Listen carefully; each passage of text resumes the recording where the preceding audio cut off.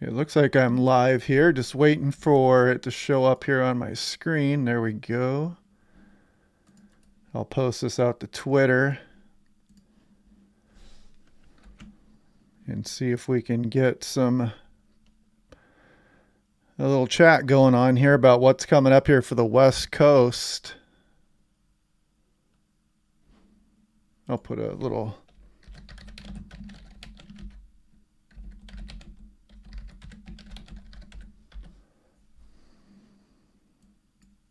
Okay, so I just tweeted that out, so that should be good.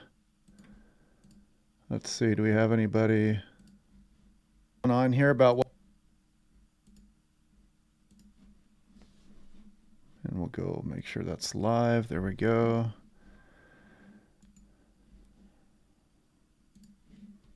If anybody's out there, go ahead and say hello here. I'm going to have a couple new moderators here tonight, too, just to help out in case we got people spamming me in the chat like there was last night. Sound is working. Graybeard Gamer, welcome. We'll wait for a few people to come in here first. Some people are probably wrapping up dinner time here. I just did. Kind of a late dinner, but Noah's still saying warmer than normal for us in 3 to 4 week graph. I got some 6 to 10 days up here, 8 to 14. Let me duplicate that and go to weather brief, climate prediction center, and we'll go to week 3 and 4. Yeah, check that out for the Pacific Northwest. Look at California too, and Nevada, below average here for mid to the end of January coming up here. Hello, everybody coming on here. Okay, let's see. Wait for a couple of my moderators to get in here. Robert Snow, supporter, thank you very much. Yeah, please hit the like button. It gets the algorithm out. We'll get some more people in here and get a big time chat going.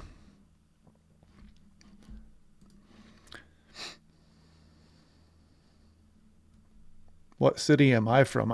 I was born and raised in Seattle, actually.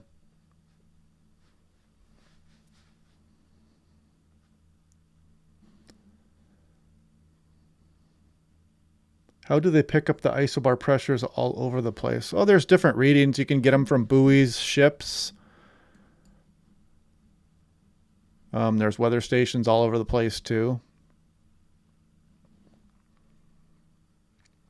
Yeah, how'd you guys like that warmth across Washington, Oregon up there? Nice easterly winds bringing some warm air in front of this system as well. We're starting to get some pretty gusty south winds too. It's gusting 37 miles per hour at my house. Yeah, it was pretty windy out there. Howling Mud Duck is here. Watching from Helena, Montana. I actually went to school in Helena, Montana. There used to be a weather college out there that I went to become National Weather Service certified.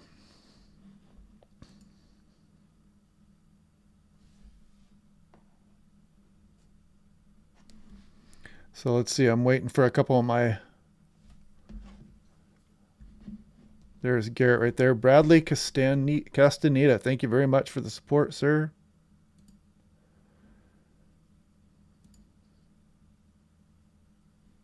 Garrett Hartung is now a moderator for the channel. See, I don't know if you guys have been seeing this, but you can see we've already got another pretty nice looking system here on the mid-level water vapor loop here coming towards the west coast here. Check this thing out. This will be hot on the heels here. Going to get a little bit of break across California here and across some of the Pacific Northwest, but this one's going to come rushing in here too. SeaTac had a daily high record of 59. It was certainly warm out there. That was pretty amazing. Here's Jonathan. Let me get Jonathan as a moderator too.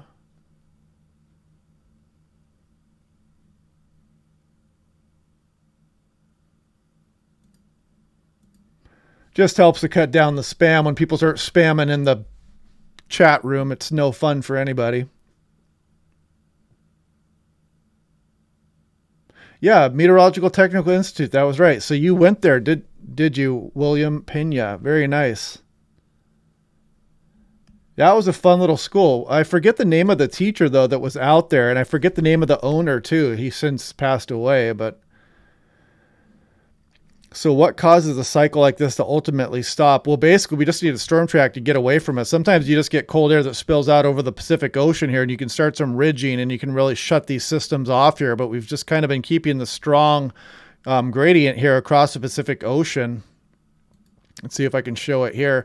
And this is the jet stream I've been showing in some of my daily briefings here. This is the 18Z European, kind of hot off the presses here. And just the raging jet stream here. I mean, look at this thing. It's just extremely straight, just blasting all the way across the Pacific there. So you can imagine this wind is here because of the gradient here between the temperature across the subtropical region and the polar areas there. Trying to clean up mud and water from my place here in Santa Cruz. Yeah, how about that flooding down there across California? I mean, my goodness, some pretty impressive damage going on down there. Impressive wind speeds as well were showing up there, especially in the higher terrain. Mark Ingalls, what time will the bomb cyclone hit my house? There's actually, you guys want to see something cool here too. Check this out. So this is what's coming up. I'll leave it here. This is 4 a.m. Monday morning shown here. Look at this system out over the Pacific Ocean here, 1,004 millibars. If we go out 24 hours, 6, 12, 18, 24, it drops to 983. So that's a 21 millibar drop. That's really close to bomb cyclone status here as it makes landfall along the California coastline there. And you can see it's got a kind of a warm frontal feature with it as well. Well, you can kind of see the previous atmospheric river still dealing with California there, and kind of a warm frontal feature to this system as well. And just a huge slug of moisture moving across the region there. And then off into the extended, you can see even more systems starting to head the way of California again. So this is going to be a wild ride here, folks. It's just really getting started. If what the models are showing is correct, any additional rainfall on top of what's already fallen here is going to be incredibly damaging for some areas. So really, this is just starting to ramp up. There's Washington Weather Chasers. He's one of the top weather chasers in Washington State. There you guys see Washington Weather Chasers. He's here now, and I believe I just made him a moderator. There he is. Yep.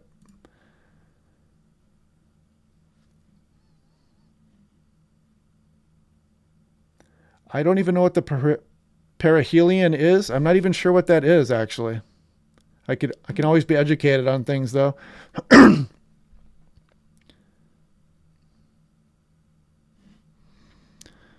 Yeah, so pretty impressive systems coming in. Actually, let's look at the 18Z GFS here, too.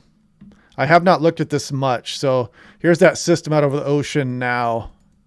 You can see that kind of atmospheric river feature moving into the California coastline there, followed up by kind of another wave. And then the really strong system starts to move in during the day Monday. I mean, look at that fetch of moisture, an intense fetch of moisture too. Ew, that's going to be bad news. The GFS and the European are kind of disagreeing with that low pressure system there. The Euro's showing a pretty strong low just driving right into the California coast, as I just showed you here. The GFS has a weaker low that's kind of filling as it makes landfall, but still intensely wet with that system. Then we go out a little bit further. Here comes Wednesday, another system there, very wet across the state again. This is actually the 0Z GFS. Sorry, I said 18Z. This one is actually running already, so it's 819. I didn't realize it was running already. Estimated snow for the Sierras. Yeah, that's a pretty... Here, am I doing this? Here, let me do this. I'm going to set the camera up right here. Stand by with me for a moment. Okay, there we go. So yeah, the Sierra Nevada, let's go ahead and look at that. Duplicated the map. We'll go to European. And we'll go to winter. 10-to-1 snow ratio. We'll go to regions. We'll go to, actually, California here.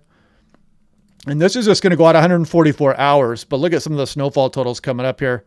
This is just through Wednesday, about 10 a.m. Pacific time. Look at this. Some areas up over 90 inches at this point. Siskiyou is going to get blasted too here, it looks like, as well. And you can see the sharp cutoff here. It's pretty interesting for those of you who have not been down to California, and if you've not driven out of the Sierra Nevada down into the valley there, some pretty intensely steep hills going out there. A lot of runaway truck ramps and stuff like that. It's a pretty interesting thing going out of such big mountains into a low elevation here across the valley area of Central California.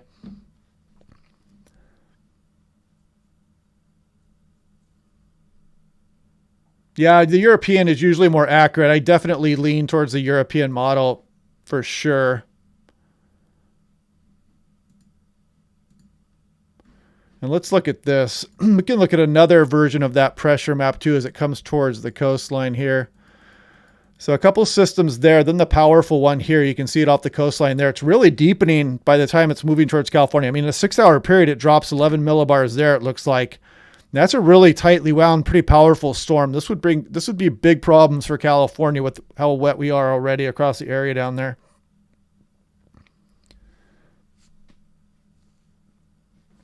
Yeah, Graybeard Gamer makes a good point there.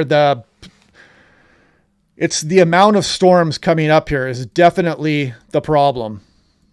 Because we're going to watch the GFS come in live here, and so I'm going to update this every few minutes. And you can see that's 1, 2 systems. The third and probably the most potent here, at least that I see as of right now on Monday. And then possibly another one or a continuation of this one here. Actually looks like a fourth system here on the GFS. Number 5 here as you go on in through Thursday afternoon. And that's where this one stops. But you can still see more storms on the way. So that's at least 5 storms on the most recent GFS run here.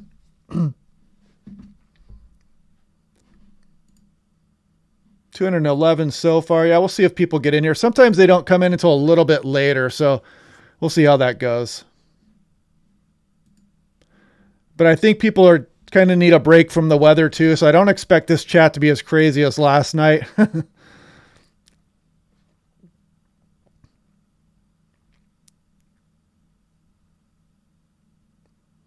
Lude Tiffy says the 00Z Canadian is running right now as well. That is true. Actually, let's do this.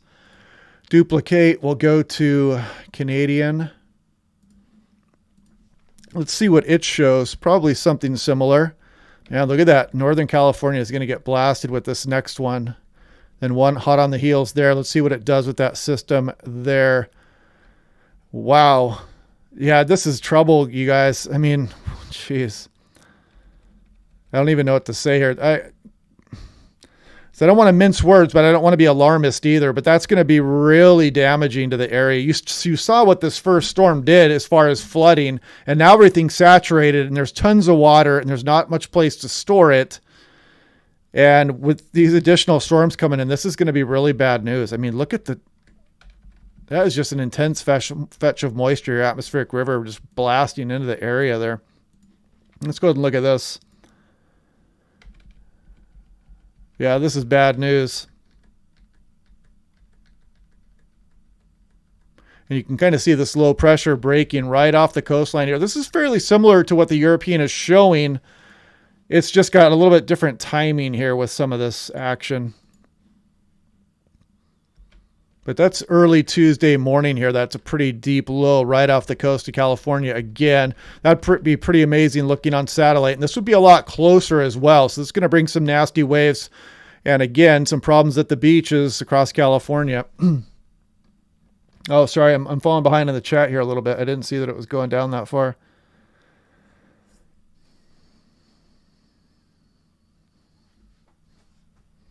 Yeah, I saw those videos down there. That is just incredible. I saw the pier get washed away as well.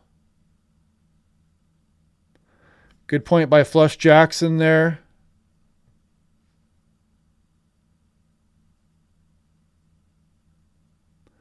This is not a rerun. The first storm went through, and we've got multiple coming up here, folks. So right now, this is not a rerun. Check this out, the satellite imagery here. This is not a rerun. This is another storm developing, and this one's going to target probably the northern half of California here, but there's going to be additional system right on the heels of that. And then back across the Pacific here, you see this kind of feature here in the water vapor loop. This atmospheric river is going to develop a strong low pressure system on it and probably slam it in somewhere towards the central coast of California here.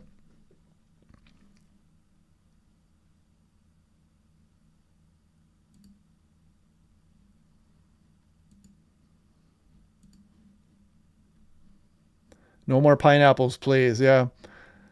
I don't know. I'll check that actually when I sign off here. There was like 2,300 at one time, but I had a couple disconnections and I'm not sure why that happened exactly. But we did have a couple disconnections and it kicked off like 500 people at once for one of them. And I don't know why it did that. Who knows? Maybe I was overwhelming the system. But no, this is not a rerun, folks. This is not from last night. This is the new storm developing off the coastline here as we speak. Let's also pay attention to what it's doing to the Pacific Northwest here. You can see this. Still not that much moisture up into Washington, but you can see Oregon getting hit pretty well with this too, especially Brookings, Oregon down here. But it does spread some precip across the region here. The next system, again, gets strung out a little bit here. This is a pretty deep low moving up off the coast of Washington, but not a lot of precip showing up here in the latest GFS here. California getting the lion's share. I mean, man, when it rains, it pours down there in Los Angeles and down into San Francisco and Northern California. So let's update the GFS here again.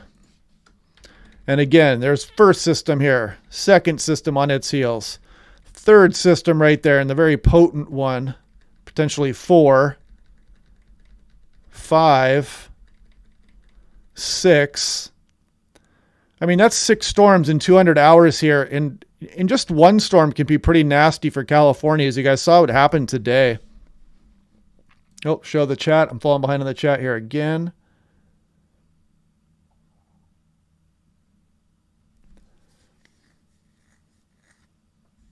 Atmospheric pineapple bomb is getting overplayed. Barack Obama. That's an interesting YouTube name there. All these storms look incredibly wet from the standpoint of water. That's a good observation. Gusty in Ravenna right now.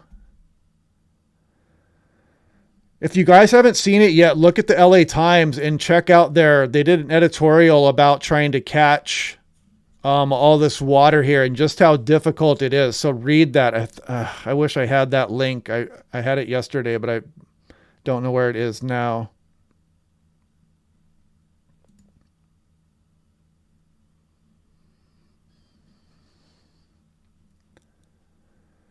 Yeah, some of this system here looks kind of interesting because it could impact Southern California or very close to it here as we go on in through Monday. What an impressive fetch of moisture there, though. I mean, that's just incredible. But yeah, it's mainly probably the northern 2/3 really here.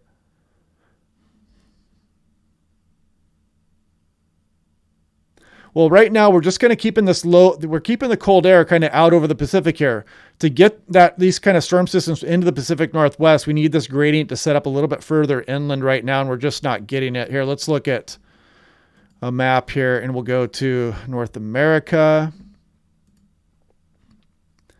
And we'll look at upper air heights here. So this is 18,000 feet. And you'll notice how these kind of pinwheel off the coastline here, these really don't make a lot of headway into the Pacific Northwest. These are just kind of stuck out over the ocean here. You see the gradient setting up down here across California. It's just not really getting up towards Washington now. We're kind of on the more gentle side of this trough here. It doesn't really get inland too much. Then as we go through the extended here, you start to see maybe some action coming here. And maybe California starts to get a break here as this ridge tries to move in at hour 210, which who knows if that's even going to occur at this point. 59 degrees today at Hillsboro, Oregon. I actually worked in the Hillsboro, Oregon Tower doing National Weather Service stuff.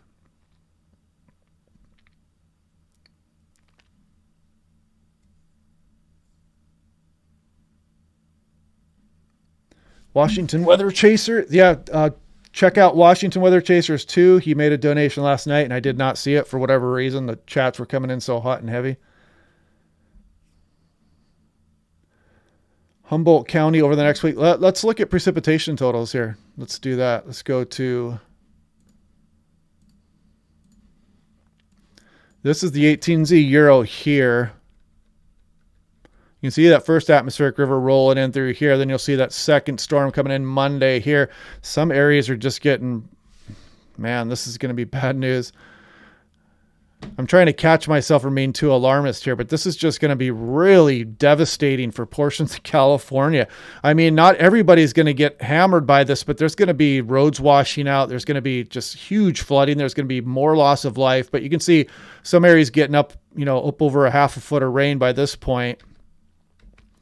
And this is only 144 hours out here. This is just through 10 a.m. Wednesday morning here, with some areas getting over 6 inches, some areas over 10 even. You see some of the coastal regions just down south of San Francisco, and just north of San Francisco here getting really big amounts.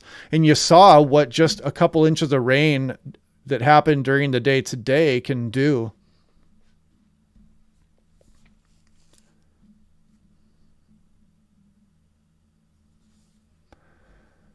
So when we go, let's see, do I go back to, where was I here? I was right here. So when you're looking at this right here, we're looking at 18,000 feet, 500 millibars.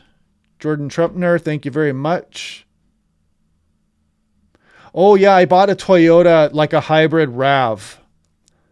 So it kind of, you get the best of both worlds. You get some gas mileage there. And I talked to Progressive, and they actually said my Tesla might be totaled, which is bad news, because I got in on Tesla early enough to where I got free supercharging for life. And if I lose the car for some reason, if it gets totaled out, I will not have that. So it is an older Tesla, but it would be nice to still have that. But anyway, we're looking at 18,000 feet, 500 millibars here. So this is the troughs here. And this is kind of the anomaly that's going on. So basically this is lower pressure than usual out here, and this is higher pressure than usual here. And you can kind of see these ridge and trough positions here. And you see how we stay active here across Pacific Ocean off the west coast of North America. This continues to bring this storm train right into California. And that's why this is happening. This cold air just spilling out over the Pacific. And it's not really that progressive. It's just kind of hanging out in the west coast. As you can see, there's this ridging, this kind of persistent here across some of the central portions of the country.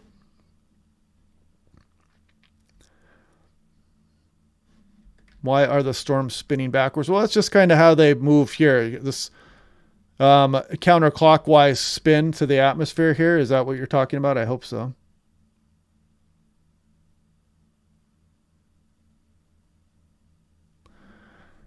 Yeah, I mean, there's not a lot of precipitation coming inland there. Here, let's do this. We'll go to northwest. This actually shows a pretty broad region here. This covers a lot of the west coast here, since I'm quickly becoming West Coast weather watch here. But you can see not much is getting into Montana through Wednesday here. There is some for the upper elevations of Idaho here and maybe northeast Oregon as well, but this is still, you're going over a 6-day period here.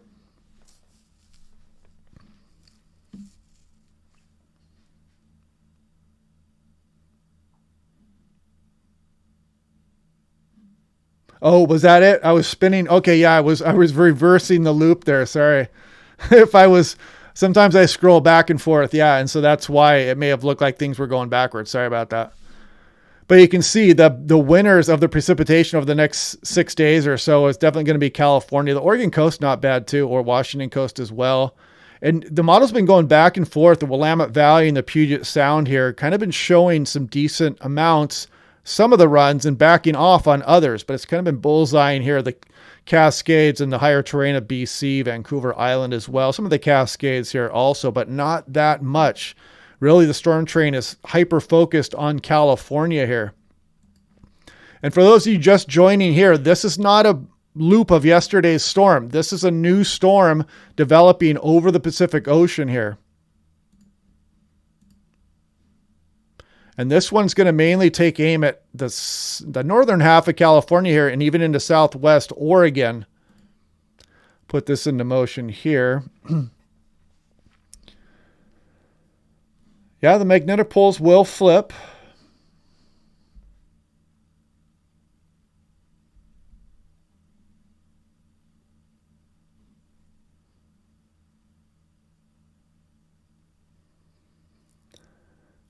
Yeah, people really need to be aware in California of what's coming up here, these storms. It's hard to really... The problem is you're going to have all kinds of things going on, and it's going to be Probably worse than what you can think of right now. But of course, it's not going to be like that for everybody. And I don't like to be alarmist and kind of like be kind of a doomsdayer, but there's going to be some loss of life probably here with this storm train coming up here in the next 10 days or so.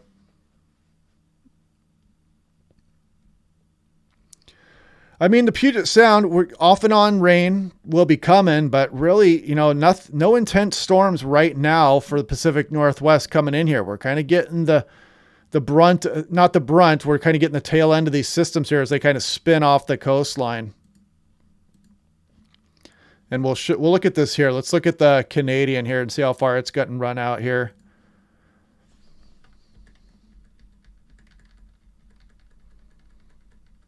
You can see how these low pressure systems just don't get close. We need this tight gradient to really be close to the coastlines here to bring strong winds. Although this could be a windy period here. You can kind of see a tight gradient along the Oregon coast there. So we might get brushed by some of these systems, but we just don't have a favorable storm track that's showing up in the models right now. And there's been some disagreement here. So there's some timing differences here in the system coming up here. So let's look at this. Let's go to...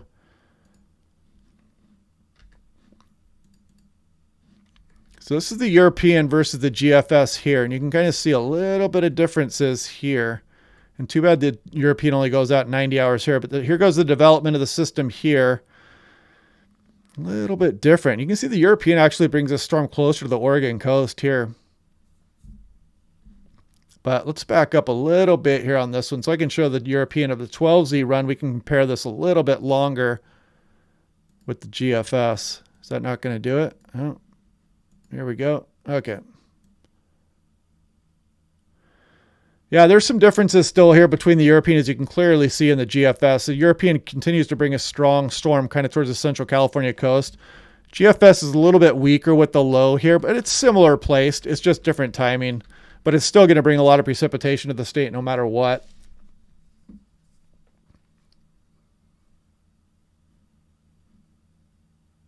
Yeah, Southern California is not as affected as much as Central and Northern California with these storms for sure. But there's still potential for some big rains. Oh, wow. Keith Evans, thank you very much, sir.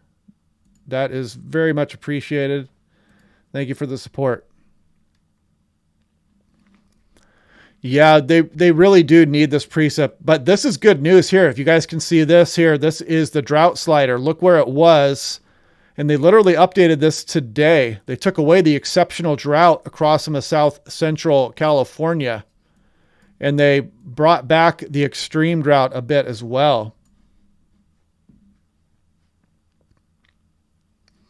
Well, Southern Oregon, there's going to be, let's take a look at that. Let's go to...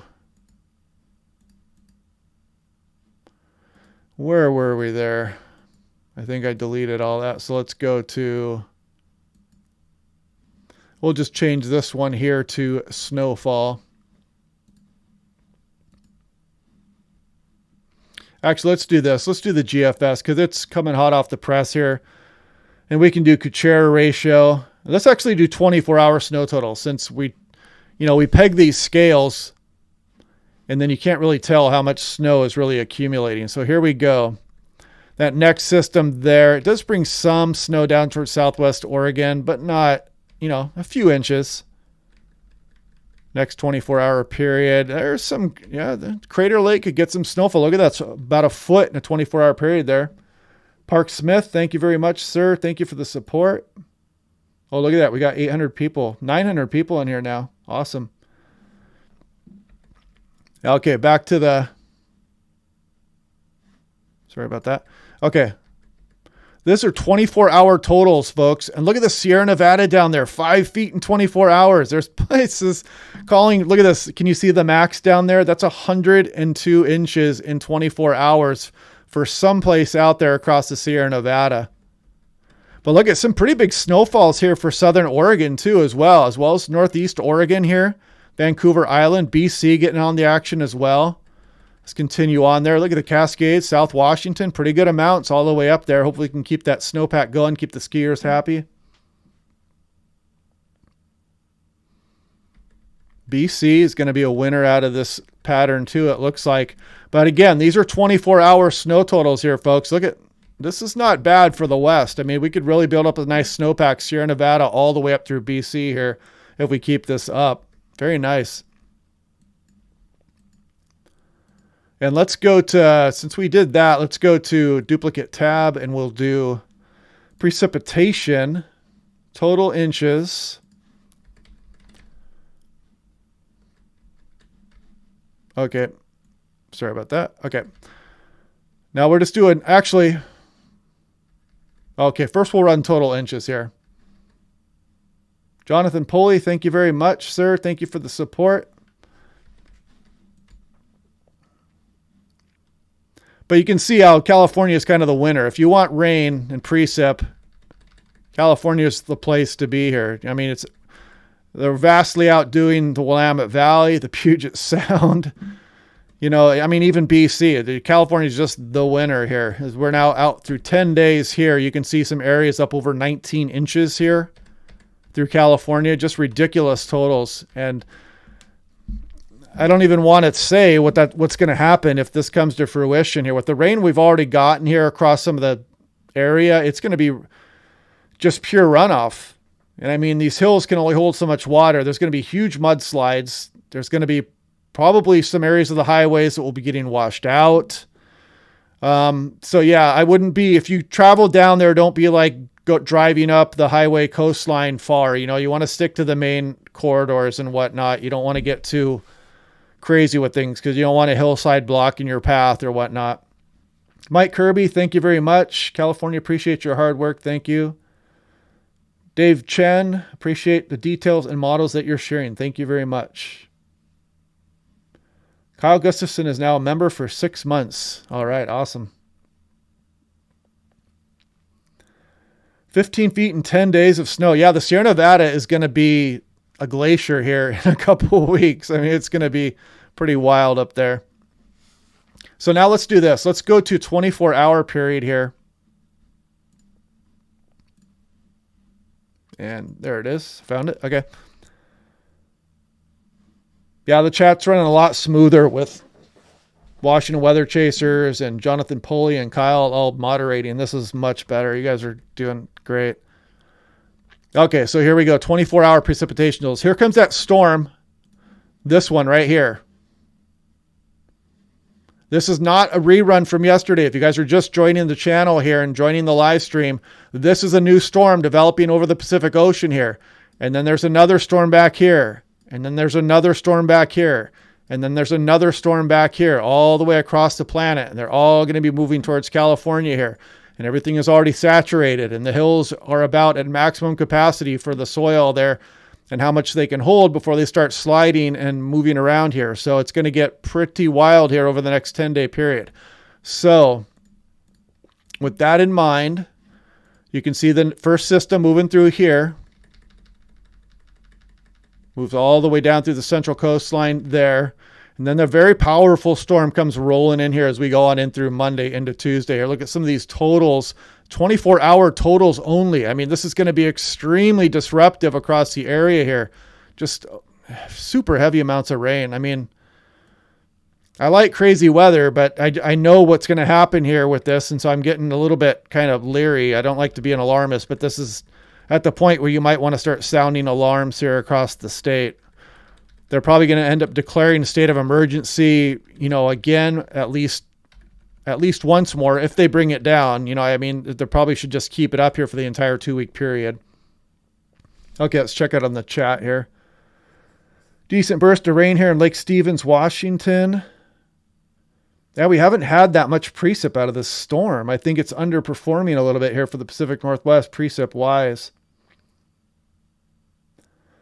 Yeah, and that's the thing. I mean, even people are going to pay for this with their lives. There's going to be loss of life, but you have to have the rain for others to live. I mean, it's just kind of like a microcosm of life, I suppose, where you just, you know, people live and people die and rain has to fall to keep others alive. I mean, but these are some horrific rainfall totals coming in here over the next 8-9 days. And if you're just joining me here too, I want to point this out also. So we've got the Let's go to control European run here, and we'll go compare that to the GFS ensemble of 18Z. And now you'll see what's going on here. You see the systems rolling through, but then there's this pretty nasty storm that looks like it's going to develop here on the European. It's been showing it. GFS has been hinting it as well. You can kind of see it in the ensemble runs there. But this low pressure system out here is almost bomb cyclone status. 1,004 millibars, 6, 12, 18, 24 hours. It drops by about 22 millibars. That's really close to being a bomb cyclone there. So a very intense low pressure system. And it's going to have an extreme fetch of moisture with it and just bring some very hefty rainfall amounts across the state. And this is the storm I may fly down there for. I might have to stick close to San Francisco here so we don't get cut off from trying to get back there and flying back home, but we'll see how that goes.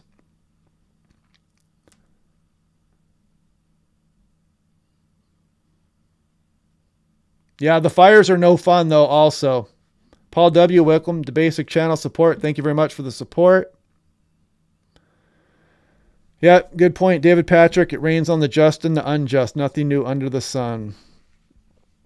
I mean, Ghost of Jules Verne talks about the ARK storm there, the ARK storm. Yeah, in my opinion, that's what's going to cause the big problems. Is going to be a culmination of storms, a combination of storms. You're not just going to have one huge storm that's off the coastline that you point to and go, wow, that's the storm, and California is going to really be devastated by it. It's going to be a culmination of storms as akin to what is going on right before our eyes. As you can see this Monday morning, this is no bueno here for the state of California, folks. This is not good. You see the model agreement here between the GFS ensemble run and the European control run here. And then you can kind of see the wave breaking, that low developing here. So this is going to hang out for a while across the central portion and potentially even move down further into Southern California also. And then you see more systems on the heels of that as you go out 6+ days.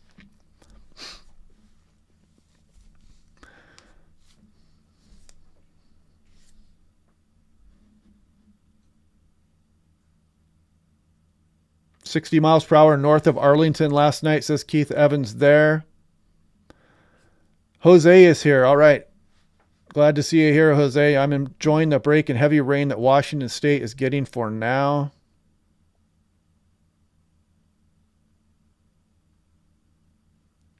The Northwest doesn't get as much time to prepare as the East Coast. Why is that? Well, a lot of that comes from is that we don't have a lot of data here over the Pacific Ocean here. Across the rest of the country here, there's weather stations and whatnot. You can see pressure rises and falls and temperature differences a lot better. And you can kind of see what's coming downstream a little bit more. And then there's the fact that the media concentrates on the East Coast more just because there's so many people there on the East Coast. Yeah, back-to-back big storms with no time off for the ground to dry up. Not good. Big dog, good point. Pacific Northwest weather lever is here. Another moderator, very good. Yeah, that's another thing too. So I found this site here. If you take a look here, you can see current conditions, major water supply reservoirs as of January 4th. And you can see the historical average if you look closer. I'll try to zoom in on some of this. The historical average is green here. Here's Shasta, Trinity, and we're well below the historical average. But the issue here is that, the Shasta Reservoir only collects a certain amount. And you can see it's a relatively small area that it's going to collect off of. There's going to be some rivers running down there and tributaries running into the area. But a lot of that still runs off into the hillsides and down into the valley and does not go into the reservoir. So that's kind of an issue there. But the reservoirs are woefully, their water levels are low. So that definitely is going to help the reservoirs that are out there. You can see virtually every single one is below its historical average, except for Comanche, Millerton. Pine Flat is just barely below its average there. Don Pedro, Folsom. So there's some that are around their historical average, but you can see some big ones like Shasta, Oroville, San Luis, Trinity, Sonoma.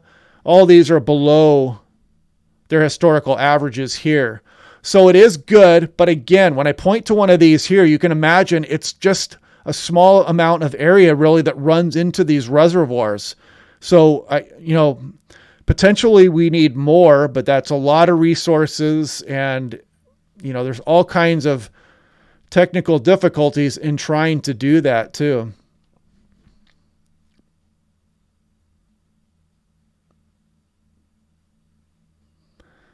Tor McGee asks, is going to be a repeat of the 1860 mega flood? Hopefully not, but there's definitely that potential. Yep, Washington Weather Chasers is here. He is moderating this channel.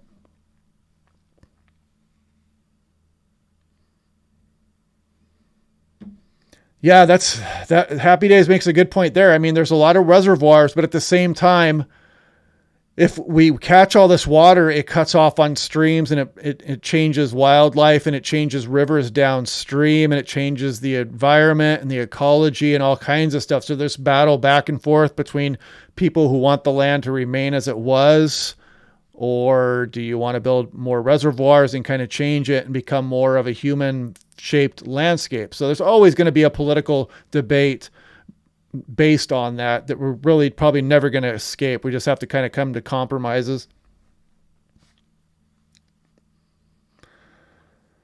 Santa Cruz is getting hammered. Central Valley will be a swimming pool. Warning for all people. Yeah, it's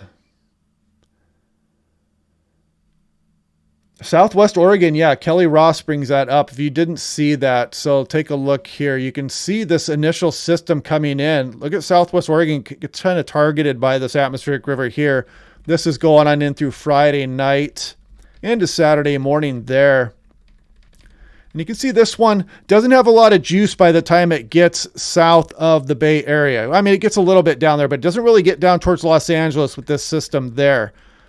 The next one here, the really strong one as we go through Monday and Tuesday morning here, that one tries to get down towards Los Angeles again, but doesn't make too much headway there. Probably not as strong as the last one. But again, north of that area there, Lompoc North, is going to get really blasted from the storm here. And then we just going to continue to get blasted here as we go on in through next week.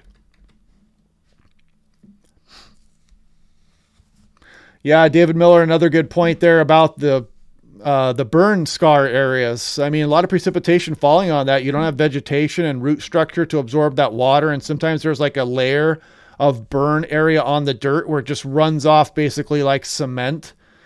And then it runs into other areas and starts a mudslide. And it's just pretty nasty.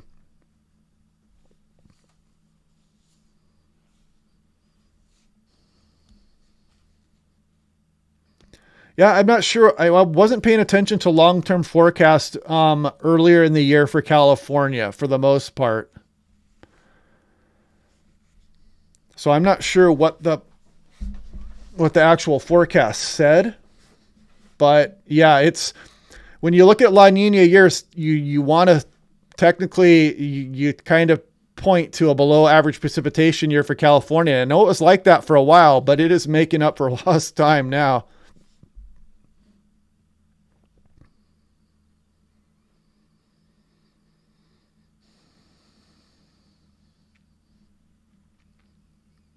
Trying to read some more of the chats here.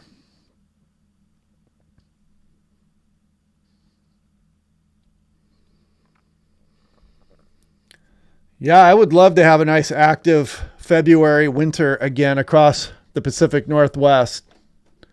We've had some pretty good Februaries here recently.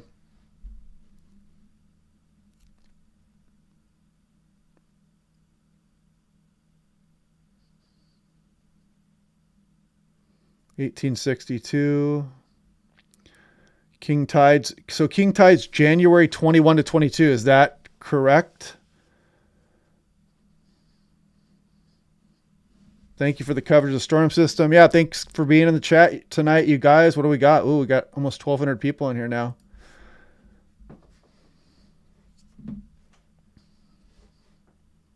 Lake Tahoe is full. Is that correct? Yeah, let's not do that freezing rain again. That was not fun for me. It was cool seeing it, but then the very end of it where my car slid down the hill, I didn't like that. Yeah, we had some pretty good branches down around here, around the Seattle area as well. Some trees down from those east winds that came through here yesterday. Had some power outages too. It's always more interesting when the bomb cyclone is in your backyard. That is for sure. But we're going to get some decent precip amounts across some of BC, Vancouver, Olympics, coastal areas. And the GFS kind of shows, you know, a couple inches there for Seattle. But, I mean, this is going to be brutal. And hopefully some of this falls of snow here showing up in the GFS. But this coastal area is really going to get... Yeah.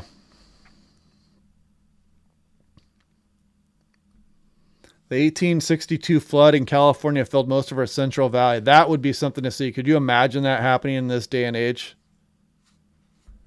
Folsom Lake has been dumping water as fast as it can. Is that... Okay, so we're looking here. Yeah, Folsom's actually above their historical average right now. And so that looks like it's just to the east there of Sacramento, if I'm correct.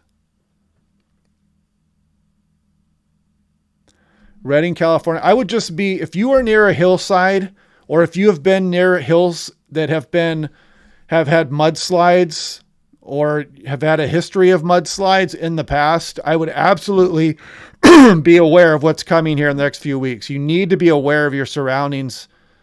You know, even if you live near small streams and you're off in the hills or you're in the valley, wherever you are, if you're living near a small stream, if you're living near a hillside, you really need to be careful here, because any place is going to be susceptible to mudslides, you know, debris flow, and especially if you're near a burn scar area. You know, the forest fires we had this summer across the state here are going to be really susceptible to rapid runoff.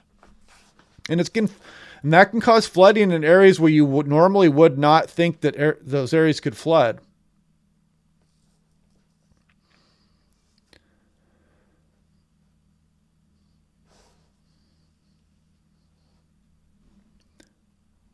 Yeah, you can see some of the capacity of some of these reservoirs here. Look at Shasta's a really big one here. And you can see some of the smaller ones as well. I don't know how to pronounce this one here, but Don Pedro is fairly big. Also McClure. Some of these are much smaller compared to, for example, Shasta. The problem is, like I mentioned before, like even Shasta, the big reservoir there, does not capture like all the water across Northern California. It can only capture certain amounts here. You've got different areas of terrain. It's going to run off to different sides, out to the ocean. And so you're just going to naturally lose a lot of the water that falls.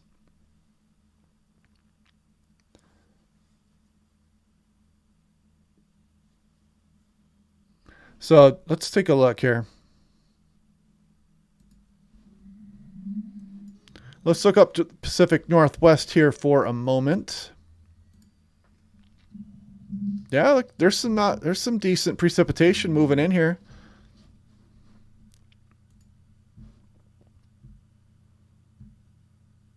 They look like they're fairly progressive. I don't know that we'll see any thunder with it. There's always that possibility. Has there been any lightning strikes recently that anybody's known about?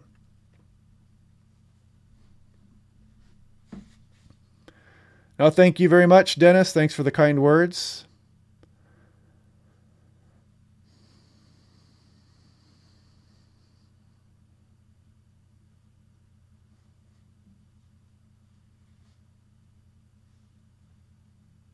I'm trying to read some of the chat messages here. Just bear with me for a moment. Lots coming in here. Yeah, that's the problem with dams. You've got people that understand that you need dams, but then you've got people that want to keep things the way nature originally intended. So yeah, it's always going to be a political battle, and there's going to be some kind of compromise everybody has to come to. Grand solar minimum cycles. Look into it. Okay, I will research into that, actually. I do not know that much about grand solar minimum cycles, admittedly, so I will look into that.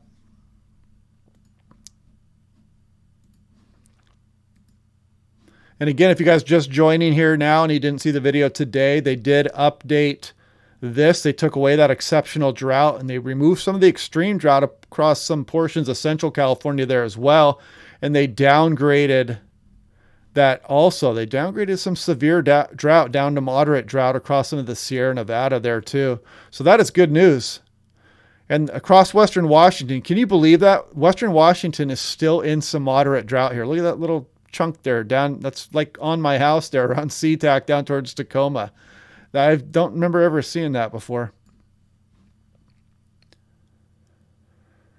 That's a good point there too. The Q channel. How much groundwater do you think is being replenished with these past, present, and incoming storms the next 10 days? That is a very good question. I know that over burn scar areas, you get much more runoff and you do not collect this water as well. And I know that if it falls as snow, it will infiltrate the ground better. The slow melting, it doesn't run off as much. So any areas where you get rainfall, the runoff is going to be more than it is snow. And so that will replenish aquifers less in springs.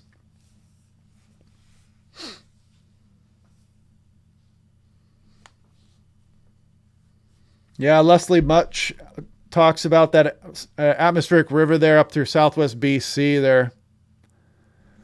That was an intense. I saw some of that flooding firsthand there up through northwest Washington near the Canadian border. Just devastating. Just, seeing people's homes just ruined is kind of a sobering thing. All right, you guys are catching some of the people with the moderating going on here. Nice. Yeah, take a look at flood maps, evacuation routes. I would Google that. Wherever you live there in California, if you're watching this now, have those areas in mind. Where are you going to evacuate if your hill starts sliding, if flooding starts to occur? Because systems like this, areas that you do not think would normally flood, can flood. You guys want to see the 8 to 14 day? This was updated today. Here you can see the entire state of California is bullseyed. 6 to 10 goes without saying again. And check out San Fran here on the European. Look at another potentially windy system coming in with that storm there as you go on in through Monday night into Tuesday morning. Here's some of those gusts again. San Francisco had 60 miles per hour yesterday. I mean, that's an intense wind. That happens only every decade or so in Seattle, and that's a pretty windy location. That's pretty intense. Mount Shasta, these storms are going to be impacting the higher terrain as well with wind, not just precipitation or heavy snow. I saw a lot of pictures around the area too, with a lot of trees down and whatnot.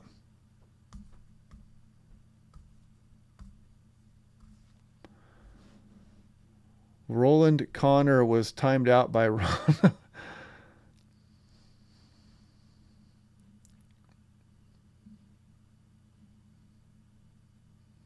Yeah, hopefully, I'm just hoping that something changes here. Here's Sonoma County Airport. Look at some of these precipitation values coming up here.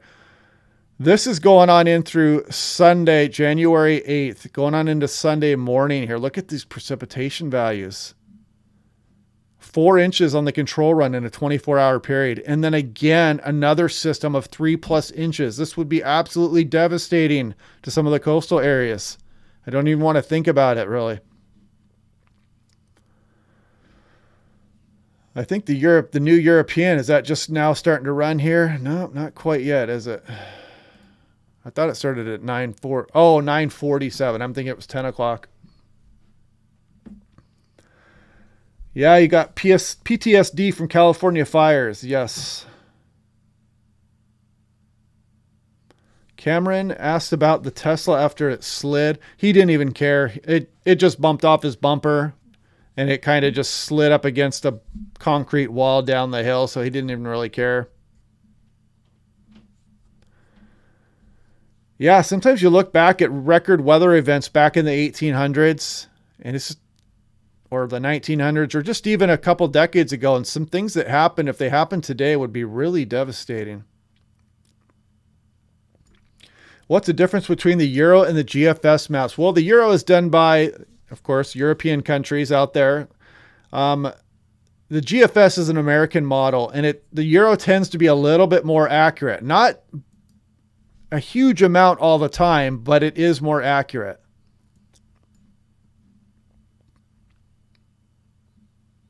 And let's look at the Canadian here too as well. Yeah, you can see the really good model agreement here. This actually gets Los Angeles too, the Canadian. Look at that. It drops that front all the way down Tuesday down into Los Angeles. And I mean, look at some of the coastal areas, up to a foot of rain. In California, just an inch or two of rain can be very problematic. And a foot of rain is going to be just nuts. I mean, yeah. Mindy Linton, some good information there about aquifers there. Yeah, it takes a long time to build up those aquifers. Thank you, Linda Ann, for the kind words.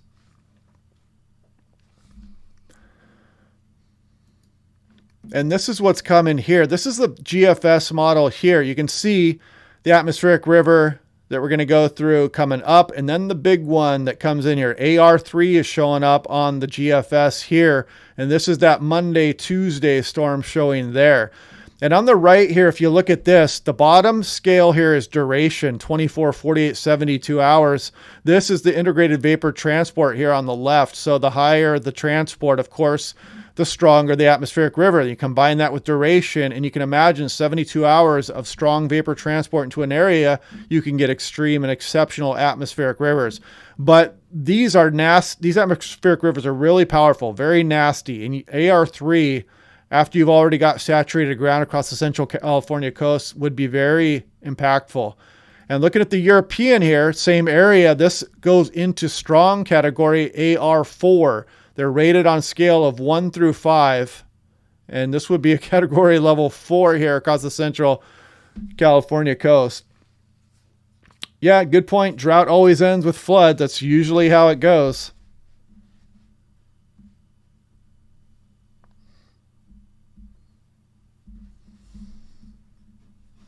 I didn't get notified. Yeah, do that. Do the notification bell to all.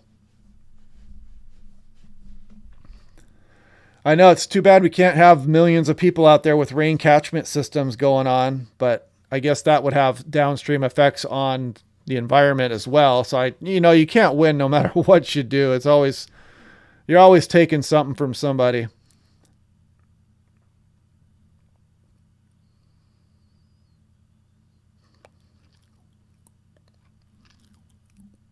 But yeah, this is a pretty good map here. It shows where atmospheric rivers, what conditions. You can see Washington coast, AR1, AR2, Oregon 2 and 3, and California between 1 and 4, as you can see. And then down towards San Diego, no AR coming up here. I wonder if this has been updated yet, too. I didn't think Yeah, no, this is still from last night. It looks like initialized 0Z last night. So it didn't update to the 12Z run there.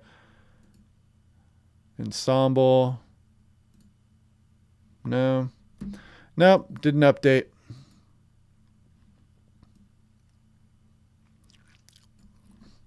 And again, this is snowfall, 24-hour snowfall here, Kuchera ratio. So if we go forward on into, look at this storm that's coming in here on Monday into Tuesday. Some of the snowfall across the Sierra Nevada is up over 60 inches, over 5 feet in a 24-hour period.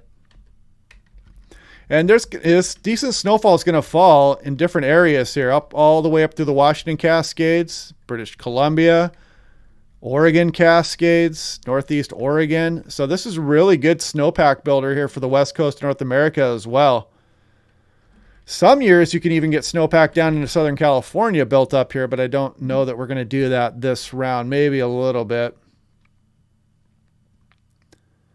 Washington Weather Chasers are getting 46/100ths of an inch now, and that would be heavy rain up there. So it probably says it's raining cats and dogs on your Davis station now, Washington Weather Chasers.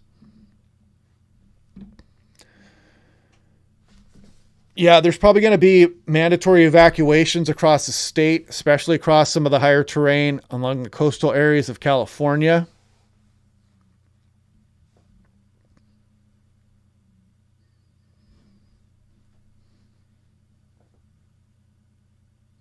Trying to catch up on some of the chat messages coming across here. Lake Oroville up 3 feet in the last 10 hours. Yeah, I heard about that too, that some of these reservoirs were really clicking up in some of their water levels pretty quickly. Marysville, California. Is that north? I think that's Northern California. It sounds familiar. That's got to be up Northern California. And again, for people just joining the chat now, this is not a repeat from yesterday. This is not a map from yesterday. This is a brand new storm out here across Pacific. This is the storm. The bomb cyclone is now moving north here, and the energy is moving out over the Intermountain West here. But this additional system here is developing. This one's going to impact Northern California. Back here, another system lurks. Back here, another one. And then further off across Pacific, yet another system. Just the never-ending storm train here going into California. And the thing is when this cuts off, it's probably going to cut off rapidly, but it doesn't look like it's going to cut off anytime soon, which is the problem.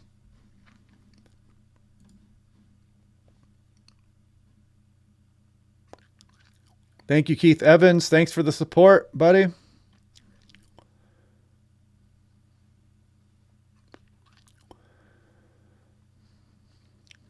Ambient temperature jumped 12 degrees. Yeah, we're getting some warm air with this cyclone that was moving up the coastline there. It's really weakening now, though.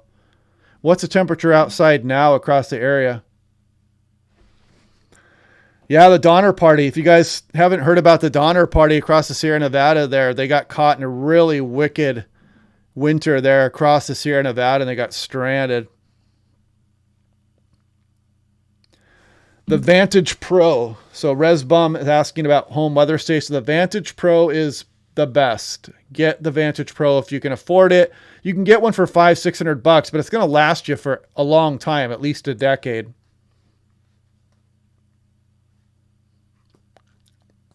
Kim Jong, is Jeremy Cow still chasing tornadoes? That must be Chris Bakke. Now I know what your YouTube channel, your YouTube is.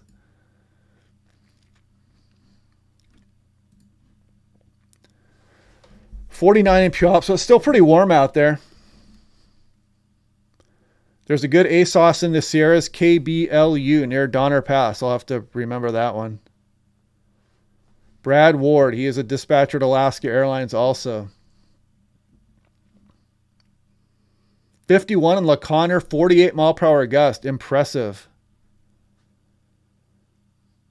Did these large storms influence storms behind them? Well, some of these storms can be driven by the same thing. Like these storms are being driven by the same pressure gradient, the same temperature gradient here across Pacific Ocean. So they're kind of feeding off the same energy here. So it doesn't really affect it per se. They're just kind of riding in on the same energy. No coverage on the Weather Channel. I guess that's why I am here, right? And let's take a look here. Let's actually go to, if you guys haven't done this too, when you're looking at this, go to the Himawari sometime. So here we go. Here's Japan. Then we talked about that jet stream coming off China across Japan, all the way across the Pacific here. And if you look here, there's the Hawaiian Islands. This is the atmospheric river out here that's going to be impacting California here eventually over the next several days.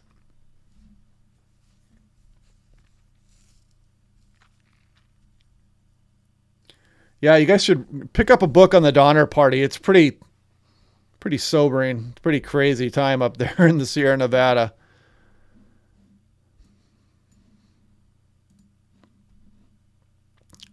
And I believe this is the 12. Let's take a look at this one as well. This is the integrated vapor transport. When we were talking about atmospheric rivers here a minute ago, there goes that first system. One on its heels. And then the stronger storm arrives here as we go on into Monday and Tuesday. And you can kind of see that low pressure system developing almost right on top of San Francisco here as we go on into the nighttime of the 9th, into the morning of the 10th. And then we've got more systems behind that as well. Just kind of a never-ending parade here as we go on in through the extended. Ordeal by Hunger is the definitive Donner Party book. I should probably read that. I read one called The Mothers. It was pretty good. I read it in college, I believe, for a class.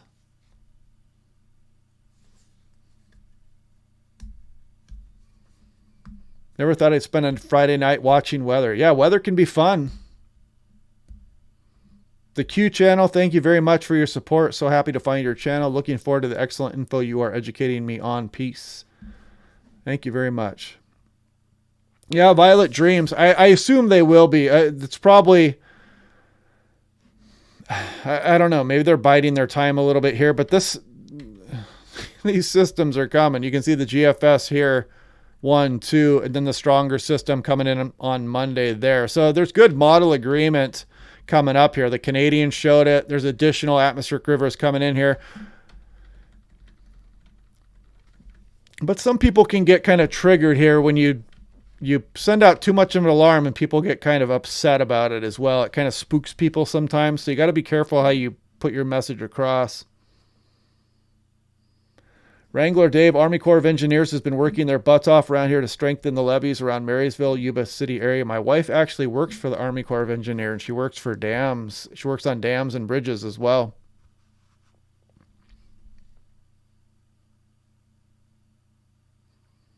Yeah, Gypsy Hobo. Yeah, a lot of the mothers and children survived while a lot of the men died.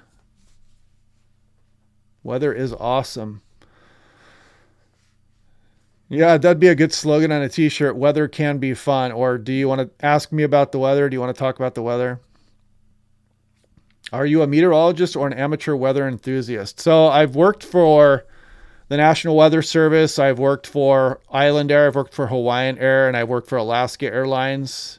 And I've got a couple certifications and license and whatnot. And I've taken college courses in meteorology, but I do not have an official degree in atmospheric sciences, just because I found a job that I really like. And I basically get the forecast for different areas, several different areas every single day that I work. So I get my fill of forecasting for sure. And I deal with the weather on a daily basis on my day job. It's basically flight control for Alaska Airlines. We plan the flights based on the weather. We plan alternate airports on the weather. We plan fuel based on the weather.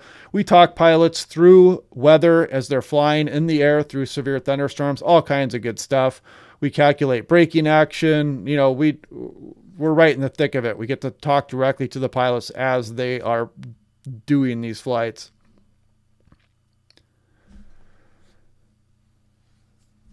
Yes, my wife works pretty hard for the Army Corps there. She's got, they're always inspecting bridges and stuff too.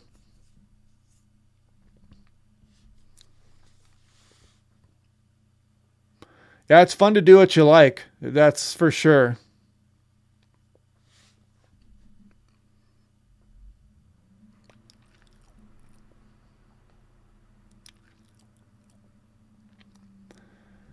Yeah, I mean, it just depends on your passion. I know meteorologists that really don't know that much about meteorology, if you can believe it. I mean, some of the people just are not passionate about it in certain ways.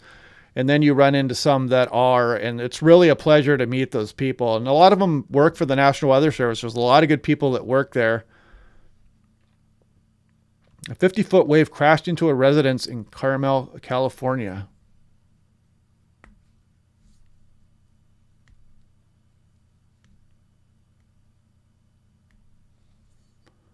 Cool careers you have. Yeah. Yeah, the Donner Party, that was not a good time for the men. Some of the men had it pretty rough. And plus the men were out trying to get back towards the Bay Area and down into the valley and whatnot too.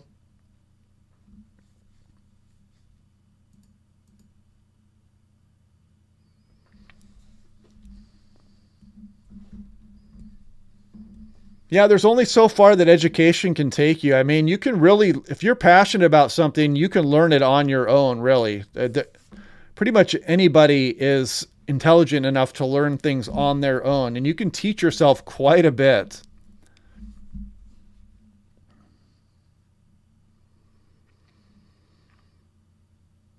The East Coast has wilder weather. I mean, both coasts have some pretty extreme weather.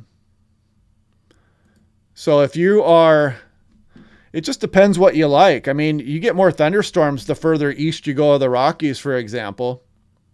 But you get crazy windstorms and you get big waves and you get interesting mountain weather and all kinds of stuff here on the West Coast as well. So there's plenty of stuff to chase here along the West Coast and plenty of stuff to watch.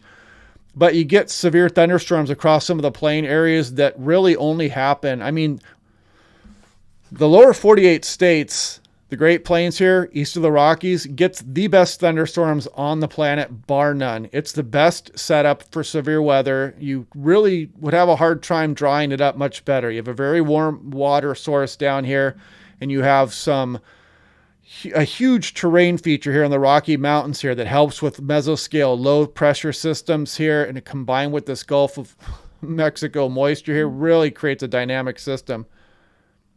Oh, Keith Evans. Wow. Thank you very much, sir. That is very kind of you. We got to meet sometime.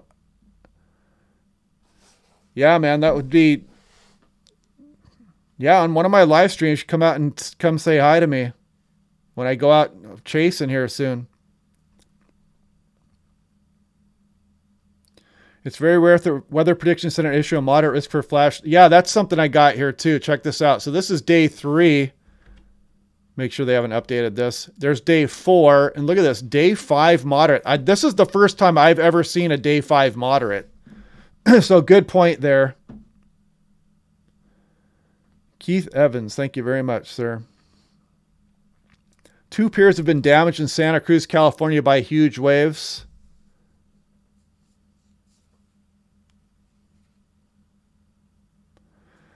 Alex asked about the mountain snowpack. Well, actually, as I showed here, let's go ahead and scroll up a little bit here, and I'm just going to run this out. We're going to go Kuchera total snowfall here, and I'll scroll this out.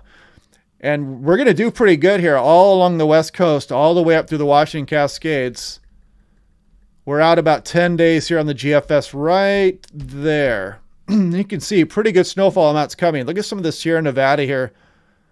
I mean, some of these totals are probably well overdone, but if you're getting over 100 inches of snow, that's a lot of snowfall here. And we're going to be doing pretty good here across the Intermountain West, Sierra Nevada, Siskiyous, Cascades, up through the Cascades of BC, Vancouver Island, all the way up towards Southeast Alaska.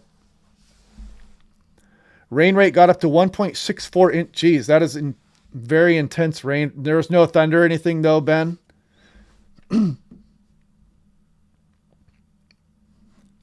So let's see if I can pick that up. Oh yeah, look, that's what moved over Ben right there. That thing right here. So let's go. So Ben lives right about, actually, here, I'm going to put this into motion here. And you can see the segment that moved right over him here. Look at this very heavy precipitation that moved over the Washington Weather Chasers. Just posted about that extreme rainfall rate. So yeah, that passed right over. You were probably close to getting a lightning strike out of that there. That was a pretty intense band of precip moving over the, kind of near Lake Stevens there, Lake Stevens, Washington. I've also got this one up here, and we can go to, you can see the precip's really trailing off here over California. So a nice little break coming up here, but this isn't going to last long.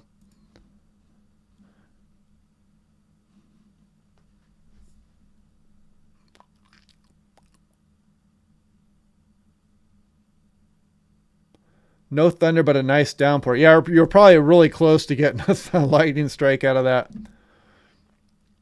Okay, what's the earthquake forecast? Yeah, I don't know the earthquake forecast. I don't know that anybody does, but I predict in the next 300 years there'll be a big earthquake off somewhere Southern California up towards Seattle.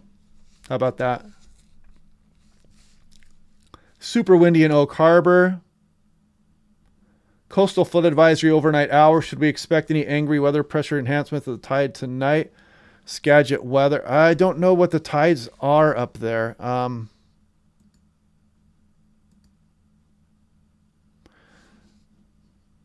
the sun and solar activity can be a signal. What's the host name? Even your handle. I'm not sure who some of these people are talking to a little bit here. Winds picking up in Arlington.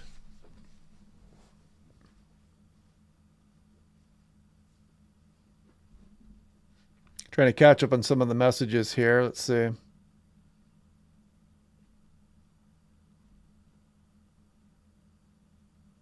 More people talking about the Donner Party. Yeah, I definitely, if you guys haven't heard of the Donner Party, you got a treat coming. I would go read a book about the Donner Party. Donner Pass. That is a good read.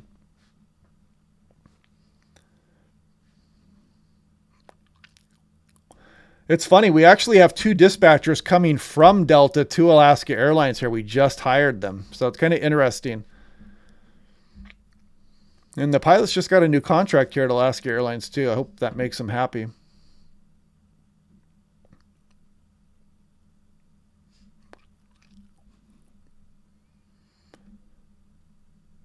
Donner Burgers, great hamburger chain name for California. Pretty good gust for Monroe. When is spring coming to the Sierras? Yeah, check back there in March, maybe April. How many people are in the chat now? We got 906. I think there's a way to tell how many you had at the peak. Yeah, you got to take your poison where you live in the USA. You got to pick, you want hurricanes, you want severe thunderstorms, or you want earthquakes and bomb cyclones, and you want mudslides and hillslides and ice storms and flooding. You got to kind of pick your poison.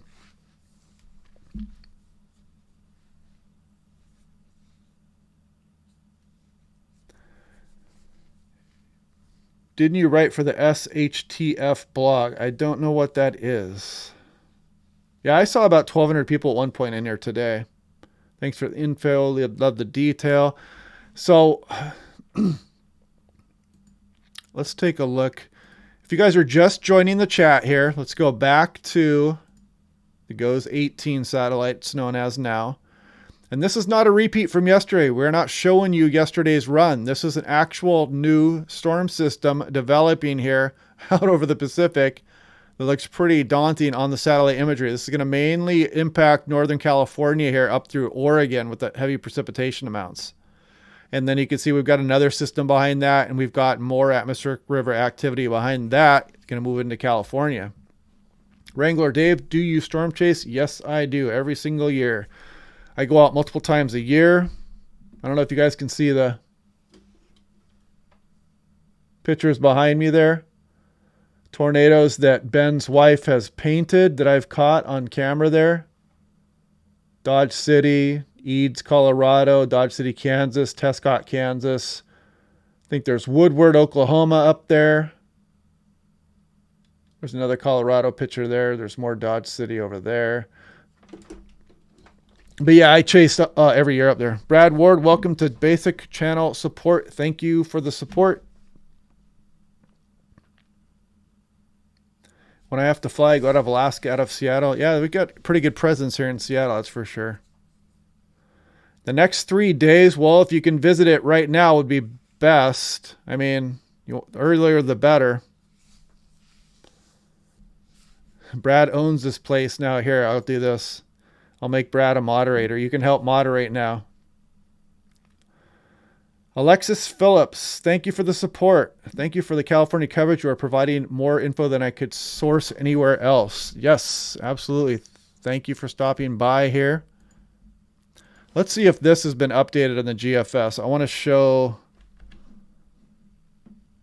Yes, this looks like it's been initialized at the 0Z hour. This is that storm system we've been watching here. Here it comes.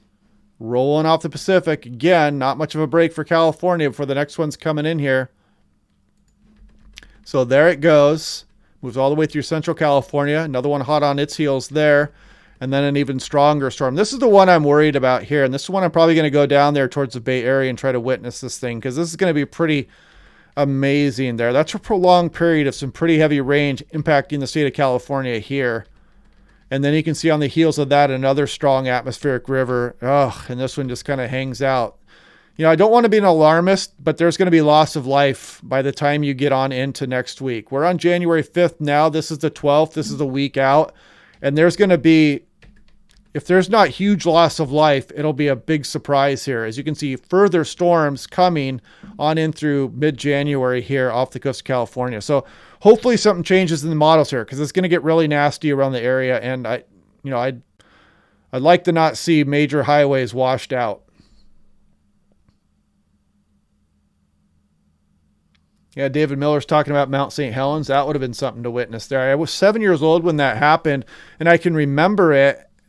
And at one point I was in Idaho when there was a pretty big eruption from Mount St. Helens also when I was young, and I collected ash, and I actually sold it for 50 cents in plastic bags to my neighbors, and I sold out of it quite quickly. Oh yeah, let's check the waves. Let's do that. Let's go to wave, European wave map here, and we'll back up. This is 12Z. It runs every... So you can see why the piers were getting washed away and why coastal areas were getting flooded here. It's maximum individual wave height shown there. Let's go ahead and run this one out first. But here comes the next system here. You know, it's going to spawn some decent waves again, Northern California here. And then the next system here, and then another powerful system here. So the wave heights are going to remain pretty high. So yeah, you can see it all the way out through the 10-day period here. The wave heights are going to remain high across a lot of the west coast here. So good wave watching, but this is going to cause a problem here when you've got all this runoff happening at the same time. Plus during high tide and whatnot, you're going to get this exacerbated effect from these high waves. Trying to read some chats here. Let's see. What about the king tide? I think, what are the king tides? Is that January 21, 22? Can someone confirm that that is legitimate? I heard somebody say that earlier. The boom from Mount St. Helens. Storm surge will be interesting. Yeah, I mean, that was a pretty... You can see what was happening. This was as of this morning here, and you can see the waves that this thing generated. 25 feet in Ventura County. S. Nelson, thank you for the kind words. And the problem when you get these deep low pressure systems as well is you bunch water up. I mean, your atmospheric pressure is low, so you bring water in from other areas of the Pacific Ocean into that low pressure. And so when that storm moves towards the coastline here, it bunches up water just by itself because of the lack of atmospheric pressure. Affirmative. 20 to 22 January king tides will be rolling. Surfline says Ocean Beach in San Francisco has 30 to 40 foot waves. I don't know exactly how the wave heights are calculated, so I'll just come out and tell you when I don't know something. And I am not sure exactly how they calculate the wave heights. I assume that it's based on fetch and strength of wind. So basically you're looking at an area of wind that was enhanced across this area when the bomb cyclone moved around here, and it lasted for a certain duration, and they base wave heights on that. I'm sure that's what it's based on, but I don't know exactly. I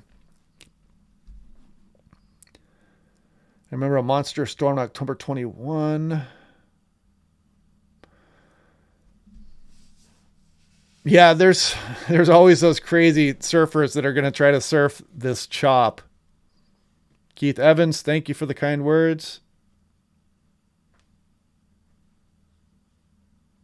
Pictures of the waves and damage around Monterey and the 17-mile drive have been impressive. Yeah, some of that was just crazy. I mean, it's normally such a fairly calm area along some of the coastline here, and to see it just get battered like that and to see piers getting broken down was just intense. Full moon tide. Yeah, that's the problem, Happy Days. There's always some political element to the weather here. You get blamed. You're damned if you do, and you're damned if you don't in some areas.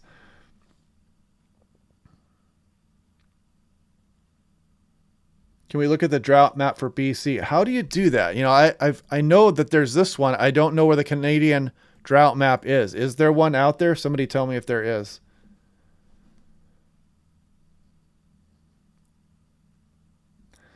Yeah, that's the problem. I mean, that's just the price of life, I guess, right? I mean, you get a lot of people in these areas across California, Oregon, Washington. Everybody wants a nice new home. They want to move out a little bit further from the city. They chop down a few trees, and you get several million people doing that, and you really can have an impact on the areas.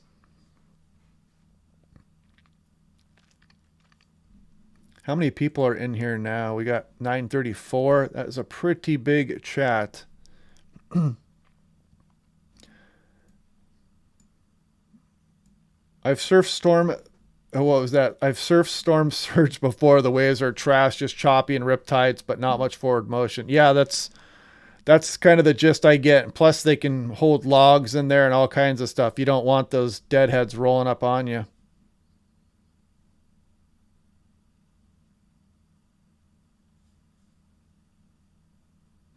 can I look at Vancouver? What would you like to look at Vancouver for? Let's see here.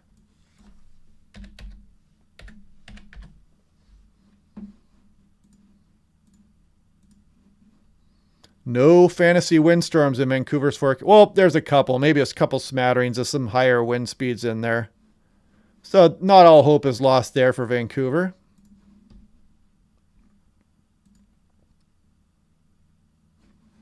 Not bad. No sub-freezing temperatures right now. 24-hour precip. Actually, let's go all the way down to... Yeah, not bad. Pretty typical winter stuff here going through the area. Nothing too crazy. I'm kind of thinking February might be our turn. Actually, that's something I was going to look at here too. Let's go to... Is there a new... When was this one put out? Oh, December 31st. I don't know if I've looked at this one yet. Let's go to North America. This is actually an extended forecast here. This is valid for January, and this just kind of goes month by month. Here's February. Now, you might look at this and not think much of it, but for the Pacific Northwest, this can actually mean a colder pattern here. When we get Arctic air down into Oregon, Washington, and BC here, we get a big ridge of high pressure here over the Aleutians in the Pacific, and this can kind of bring down some cold air out of the north and northwest. So any kind of signal there for an anomalous high pressure off the Pacific, you kind of get a little bit of alarm going off in your head. Hey, maybe this is going to be a little bit colder than normal here for February. March, kind of the same thing here too, but no huge signal right now. And then I start looking out to May to see if there's any kind of signal for some troughing across the plains for storm chasing. But, you know, these maps, you got to take them with a grain of salt too. This is the CFS. This thing runs like daily here. So here we go, February, March. But it changes a lot too. It's kind of, you know, I don't like to put too much stock into those maps right now.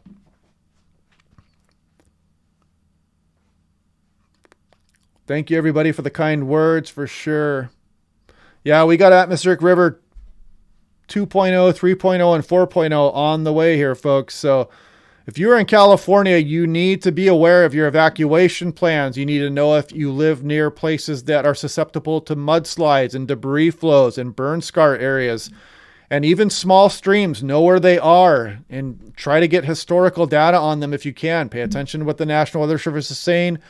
Watch my videos daily for an overall view of things. You got to be really careful with what's coming up here, folks.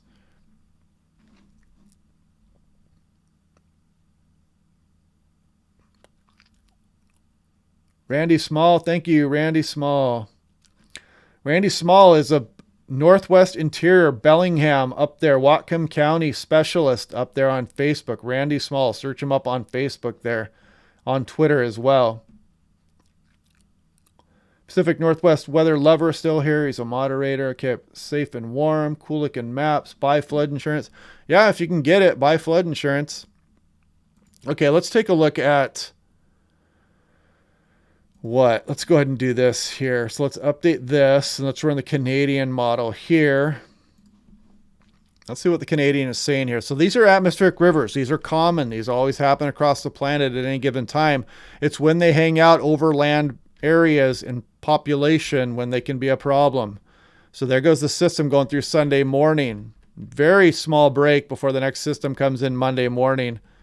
And you can kind of see the cyclone bearing down on the central California coast, going to keep that precipitation going for a while. So look at this. I mean, you're talking about a system going through on Sunday morning, hardly any break here. Continued on through Monday morning, and the low pressure still hanging on Tuesday morning. You're talking about an atmospheric river of potentially 60 hours going across portions of California here. This would be pretty extreme, and that's why the European was calling for some atmospheric river level 4 calculations here across central California. And then additional systems here as we go on in through the extended as well. And then maybe, nope, not over yet. I spoke too soon. There is another atmospheric river out in the 10-day period here on the Canadian model. Just incredible looking set of storms rolling in here. Wrangler Dave, thank you for the support. I'd like to know your opinion on meteorologists are saying this is not normal because we are in La Nina with El Nino weather patterns. That's That's the problem with La Nina versus El Nino. Basically, what you're looking at when we go into a season, like we come up towards next September and it's La Nina, we look back at past conditions and then we get probabilities. So we know the dice are weighed. So La Nina was really coming to fruition here, especially across the Pacific Northwest. And then all of a sudden we got this massive change and the storm track is just barreling into California. And I'm not sure exactly why it's happening yet. I know why on a global scale, but I don't know why based on teleconnections just yet. I haven't looked into it that much. I'll probably do that tomorrow at work. I'll start to do a little bit of investigation into that and try to see if maybe it's the Madden-Julian oscillation or what kind of phase we're in and if this lines up. But when you go into an El Nino year, you look back and you see there are some years that do not line up with what you typically get in El Nino conditions. So that it's a problem. It's kind of just like a probability. So really, you can't just say with definitive certainty that just because it's La Nina, you're not going to get a lot of rainfall across California, because it kind of looked like that for a while. I mean, California was pretty barren there as we went through the fall months there, and now all of a sudden the fire hose is just turned on. So there's other drivers going on is what I'm trying to get at. The ENSO conditions across the equatorial Pacific are just one of several drivers that happen across the west coast of North America here. So I hope that clears things up a little bit there.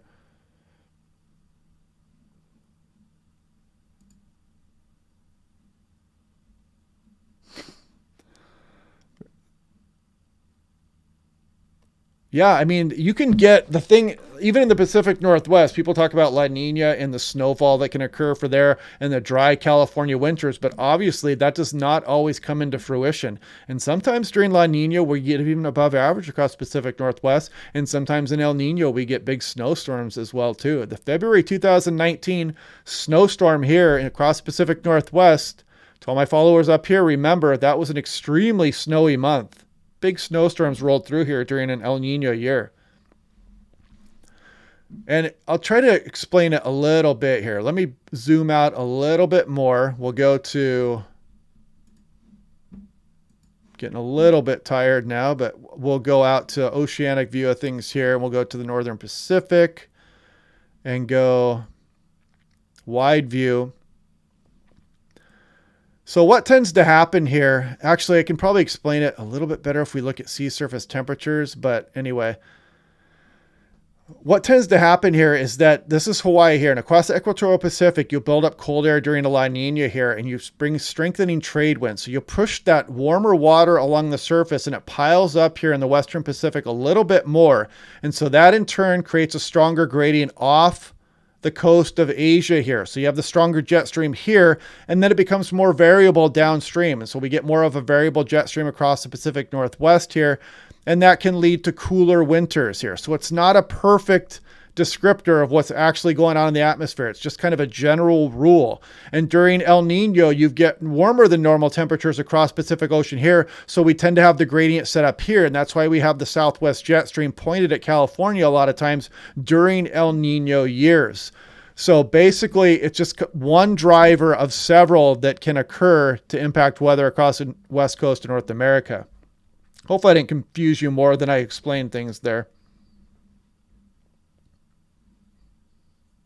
Ryan is here. Ryan, thanks for the Canucks win, Michael. They didn't start scoring until after your stream started. So they must have won. Yeah, those sea surface temperatures in that El Nino and La Nina cycle is just a normal pattern. In fact, we'll put it into motion here. And we're going to go to global sea surface temperature anomaly and 30-day animations here. And so if you look at things here, you can kind of see La Nina has been truly just dominating here, but you see these yellows and oranges starting to show up here along the coast of South America there. That means that warm water and neutral conditions or El Nino are on the way here. And you can kind of see these infiltrating here along the equator. But you can see over here, when La Nina is going, you generally have warmer than normal conditions here off the Western Pacific here, Southeast Asia, up towards Japan. And so that in turn creates a stronger gradient. Warmer water here. Siberia is a pretty cold place here. So you create this intense gradient here. The jet stream remains active here. And then in that turn, you have a strong jet stream, and then you typically get some ridging out here over the Pacific Ocean. And with that ridging, you get a more variable jet stream over the top of that, and it brings cooler conditions for the Pacific Northwest and generally drier conditions for California. But of course, as we're learning now, that does not always equal what's going to occur. And when you flip this switch and you make this warmer than normal here, then you've got a gradient that points towards California. So hopefully that kind of makes sense to some of you who are listening to me blabber on about ENSO and La Nina. Yeah, San Francisco's actually gotten snow a few times. I can remember that occurring. It's pretty darn rare, but that must be quite the shock to the system there in California when you get some snowfall.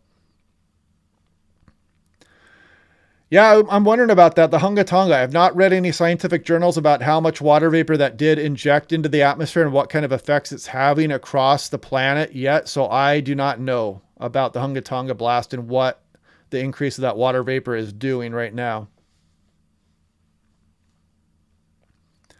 Yeah, it's kind of a violent collapse of La Nina. Sam Ratet mentioned that there. It's starting here, and some of the models have been showing that we're going to come climbing out of La Nina pretty quickly here.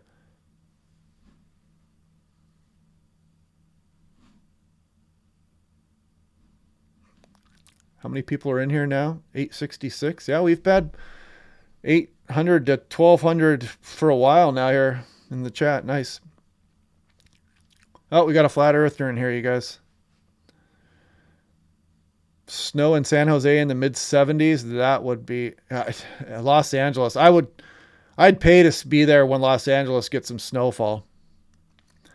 Yeah, I'm going to do that too. The Donald Campbell asks a good point there. Have you been working on the greatest snowstorm video? I am doing that. I'm working on them, but it's been so darn busy that I haven't had a chance to work on them too much.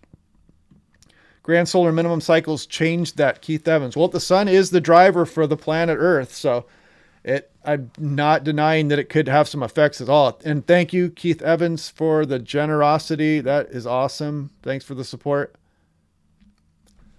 Wrangler Dave subscribed. Yeah, if you guys haven't subscribed yet, do that. Turn on your notifications. Click like. No, I don't think that coming out of La Nina, the thing is when you come out of La Nina too, the atmosphere usually doesn't respond immediately. It takes some time. And then there's other drivers too. There's the Madden-Julian oscillation. There's convection across the tropics that moves around the planet across the equator here. And where that sets up can also have an effect on just how much vapor is transported into the upper atmosphere. And it changes jet stream circulation downstream. So there are several drivers. And we're really in the infancy of understanding just how some of these drivers affect climate and weather across the entire planet here. So we're still really in the infancy of the research there for La Nina, the Madden-Julian oscillation, and things of that nature. Mike R. Yeah, that jet stream is ripping across the planet here. This is the entire global look at things here. Let's bring the GFS up. I've had the European up for a while now. Let's give the GFS a turn. Everybody see this here? There's Alaska, there's Hawaii, Pacific Ocean, Japan, California, Washington, BC there. And you can see this just looks like a snake of death here rolling across the Pacific Ocean here into California. And I laugh, but you know, this is going to be problematic for some people. This is just really an intense jet stream. I mean, as you can see, it's the strongest jet stream on the planet right now. And you can see some of these kinks in here as these storms form off the coast of California. And then maybe additional, you're getting some cyclonic flow there, but then maybe additional systems out here as well. So this is finally get some relaxing to the Pacific Ocean portion of the jet stream here as it remains pretty darn strong. This is more of a La Nina signature here. You get the stronger jet stream back towards the Western Pacific here.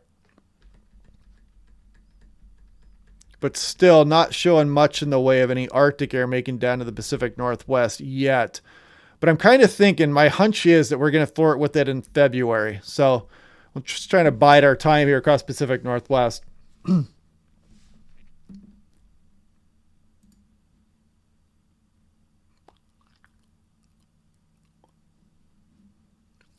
got Brad in here moderating and doing a good job there.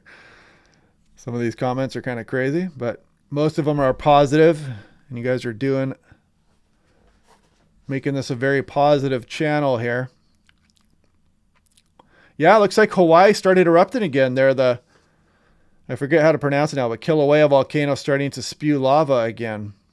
Hopefully that doesn't start opening up in the rifts downstream again. That was pretty disruptive for people living out there across the Hawaiian Islands. I came across a photo of my grandparents' house with snow in front of it in the 50s. Where was that, Elisa Austin? Was that in Southern California? In this year's La Nina, one of the crazier storms versus in the past. What is this one rank? I mean, this is a really impressive. By the time in a week from now, this is going to be like one of the historic weather events for California in some time. This will end up being that disruptive. Great coverage. How's your Tesla? My Tesla may be totaled, actually. Progressive looked at some of the pictures, and they're going to come do a more thorough evaluation, but it looks like it might be totaled. Nathan Wolf, yep, it comes down to the release and absorption of latent heat. That is true. I mean, the tropics are a big driver of climate around the planet here. You get a lot of sunlight, you got a lot of water vapor here, and it's trying to get towards the poles and balance itself out.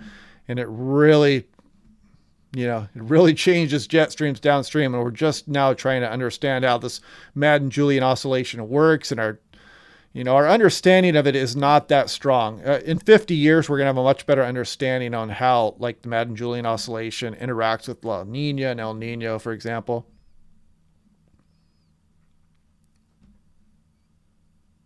Southern California in the 30s. Oh, okay.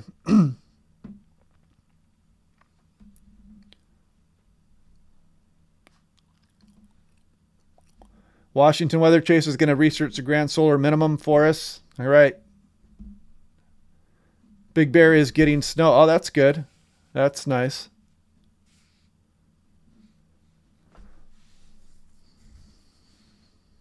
Thank you, Cameron, for the kind words. I mean, you guys, don't be afraid of the storm. Just be prepared. Just know your evacuation routes. Know if you live near hillsides to be prepared if you need to move out of the way of any kind of mud or debris flows. Know about small streams and rivers around your area. And if it starts to rain really hard, know where to go if you got to get to higher terrain. If everybody was properly prepared across the state and the word gets out enough, we could really limit the amount of deaths across the state that are going to come over the next week or two. Alyssa Austin, snow in Los Angeles in the 50s. That sounds like a cool picture. Maybe you can direct message me on Twitter, Seattle Weather Guy.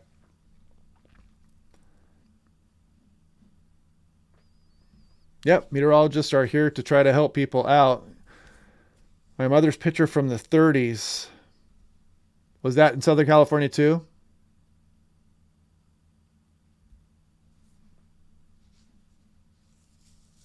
How do we know if we are in a flood zone? You can research locally around where you are.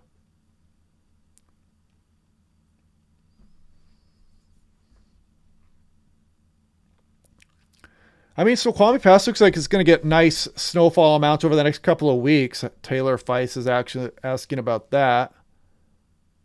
Monday, Tuesday is the big one. That storm means business, folks, and you are saturated in California. This is not going to be a kind storm. Lightning in Berkeley last night. Very nice. Yes, you will be okay. Just make sure that you have access to get the higher ground. Make sure you know where you live. Pay attention to the channel here. Listen to your National Weather Service.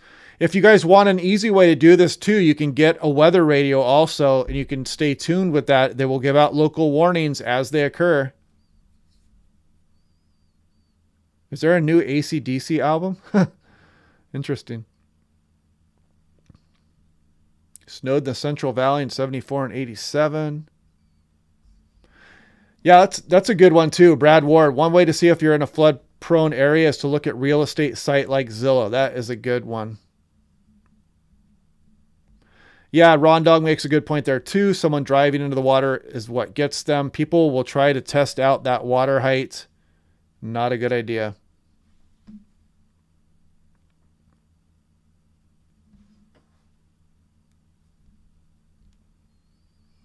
Thanks for the kind words, everybody. Lake Elsinore is in Southern California. Okay. But yeah, we've been talking about this jet stream here. And if you guys are just joining the chat here, this is not a repeat from yesterday. This is a new storm system out here. This is going to be impacting Southwest Oregon, Northern California here. Another system is back here, another system out here, and another system way out here across the Pacific Ocean. So we're going to keep doing this. And I have a sick feeling in my stomach for some people across the state of California here. So just have your emergency plans in order. Put it that way. Pronounce my last name correct. Thank you. All right, Taylor. Very generous of you. Thank you very much. Yeah, lady in Sacramento. I heard about that. I heard there was that a toddler that was killed by a falling tree there as well? Yeah, it never fails though. I mean, there's just so many people in such a dynamic storm that somebody's bound to get caught up in it. Really, sometimes it's just no fault of their own. It's just a numbers game.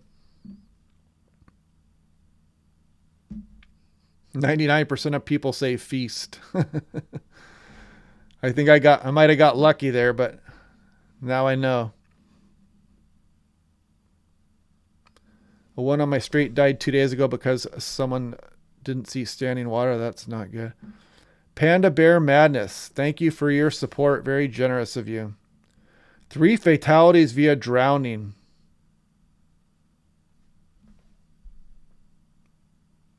A child was killed by a redwood tree. Yeah, that was a sad story. I heard about that.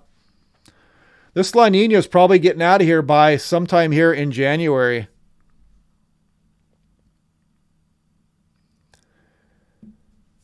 Rob Moab asked about the I-5 corridor. So the Siskiyou is there. The Siskiyou Mountains here, there's a pass that's pretty high. If you guys don't know, Northern California, Southern Oregon, known as Siskiyou Pass.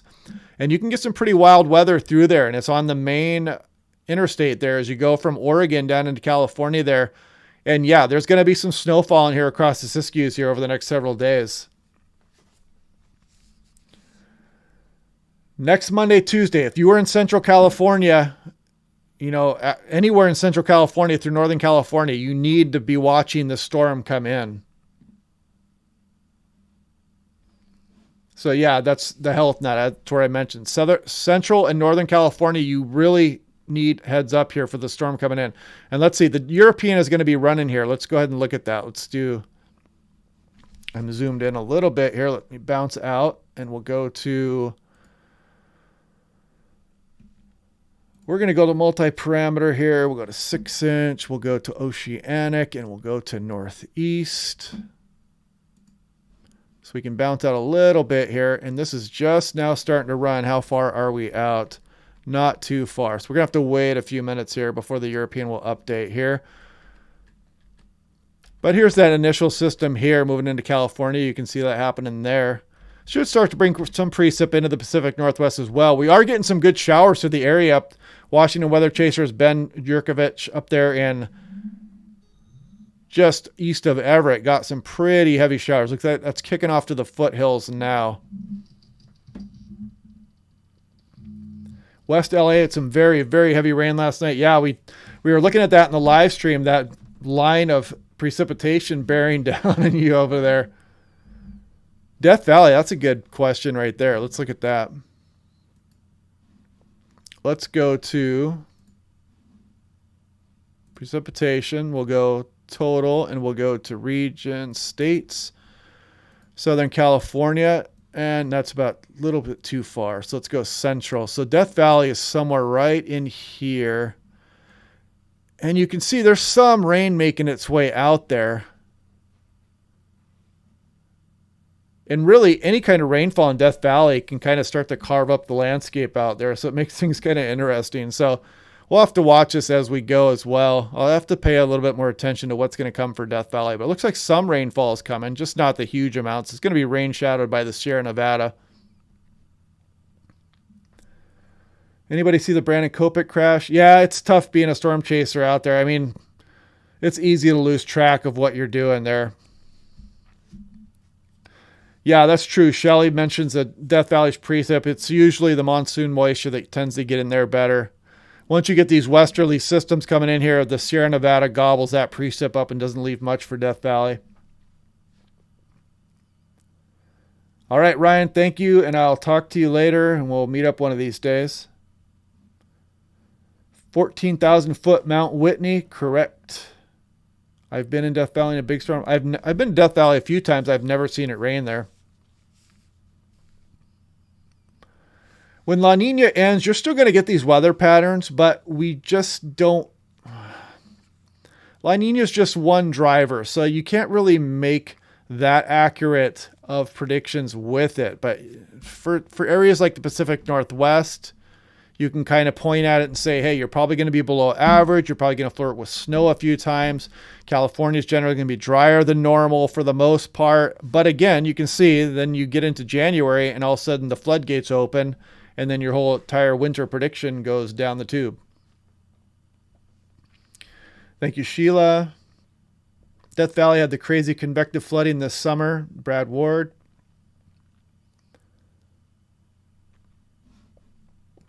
Yeah, in Death Valley, when sometimes they get the wildflower blooms out there after they get a nice rainfall as well.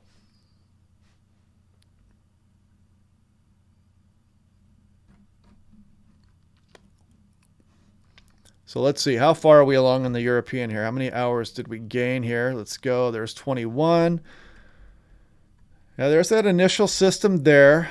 Now we're on into Saturday afternoon here, and you can see these additional systems rolling in on the heels of this first one here. And man, this is going to be pretty devastating for some of the area. There's going to be this system, and then a stronger system rolling in here. 1, 2, 3 punch coming up.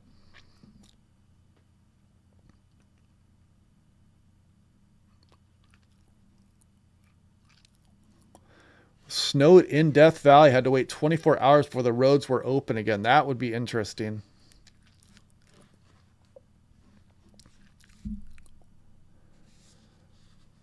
Do I feel like a wizard being able to read weather like this? Well, it's just kind of something I've always done, so it might seem...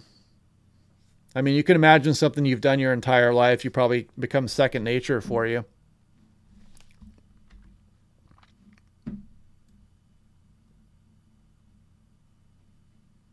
So yeah, probably in about 10 minutes, we'll be able to see the storm forming out here on this recent European run. This is the brand new European run. The European usually takes the longest to initialize and display its findings for us here. Isatis. Wanted to give my thanks as well for the excellent videos. Hypothetically, how much rainfall would it take to alleviate the drought in the San Francisco Bay Area? Well, I think it would, more than just rainfall itself, you need a period of time where you're getting some consistent rain. So after these storms move through there, if you can get a couple spring storms going through there as well, once you go through February, March, if you bring a couple rainstorms through there, you can really alleviate the drought. If you continue to get some storms not too widely spaced out, it would really help the drought concerns across the state. And this is really going to help put a dent in the drought across the state of California for sure.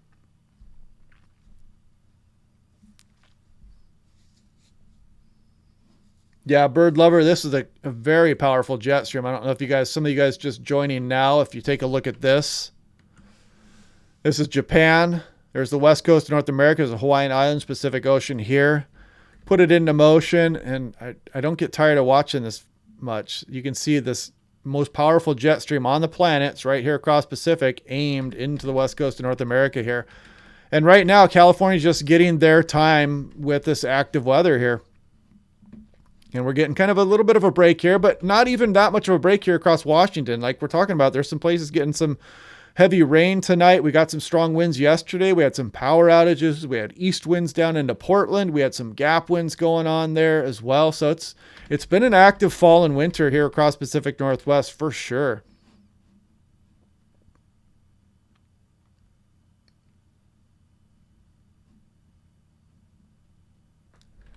Brad's catching these rogue accounts coming in here pretty quick before I can even see them.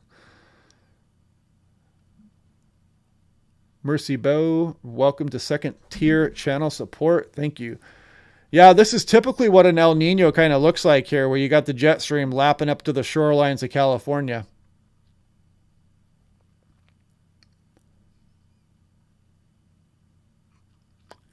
Thoughts for the builders? Yes, big rain, big precipitation amounts are coming for the Sierra Nevadas in the form of snowfall here. Did I have the map up here? Let me check. Nope, I lost it. Let's just turn this one into, we'll go to winter and we'll go to snow total Kuchera. And you can see the gluttony of snow that is coming for the Sierra Nevada here. This goes out 16 days on the GFS. 238 inches there. So that's what, 20 feet of snow? Siskiyou's hammered. Northern California, Sierra Nevada. I mean, even places in Nevada are going to get some snowfall out of that.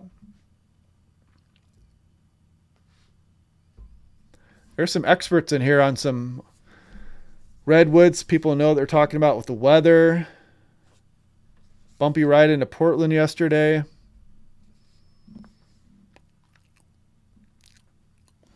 The snow level, that's a good question, but I see it's been around between, it's probably going to oscillate back between about 4,000 and 7,000 feet across the area there. And like I was mentioning earlier, I remember the first time I came out of the Sierras into the Valley of California, at some of these, the grade on the roads here, just rapid drops into the valley. Pretty interesting looking.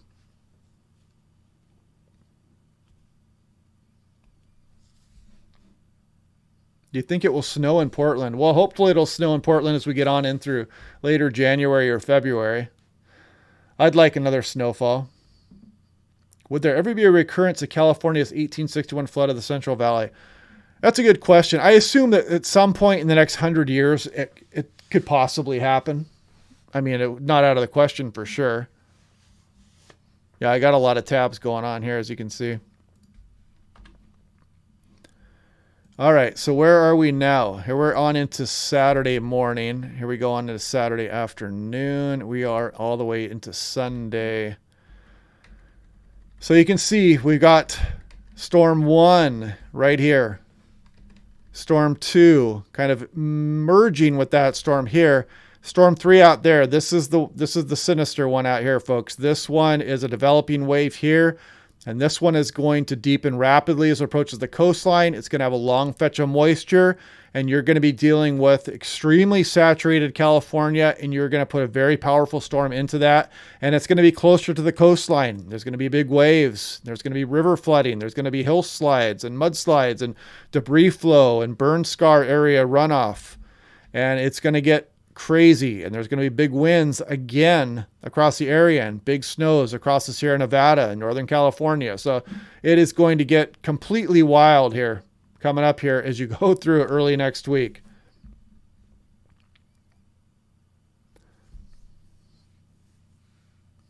Inflow to Folsom Lake was 115,000 cubic feet per second. Yeah, I heard some of the reservoirs were doing pretty good. Mammoth Ski Resort has the deepest snow in the country right now. Very cool. A long fetch of moisture. Yep. Yeah, this will be storm number 4 coming in here on Monday morning. This is going to be a monster.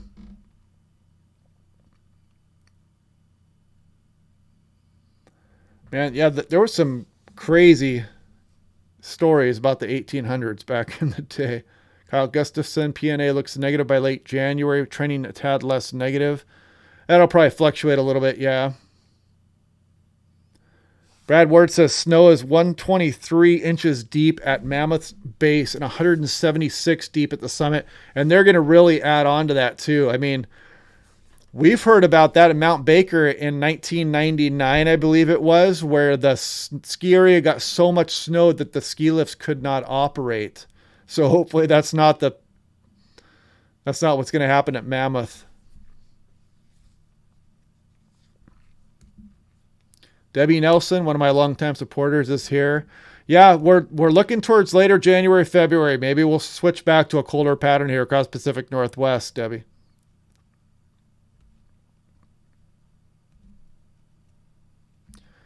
Any chance that storm on Monday shifts more south? Yes, there is that chance. If it comes in weaker, the storm system will trend a little bit further south. As these lows deepen, the faster they deepen, the more they trend to move north.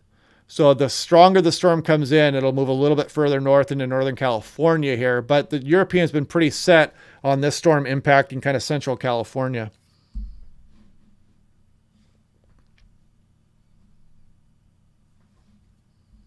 Dump some snow on Mount Baker. Yeah, there's some pretty good snow coming up here in the next...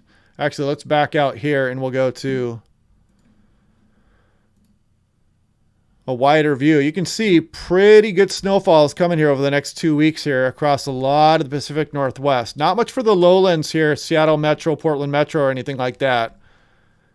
But, I mean, it could include Spokane, Pendleton, Bend, Oregon, and, of course, the Cascades all the way through Vancouver Island. Yeah, thanks for stopping by, Pacific Northwest Weather Lover. I'll probably sign off here. As soon as the storm comes in here on the European run, as soon as we can see this one hit the Central Coast, I'm going to take down the live feed. I think I've been on here for about at least an hour and a half now.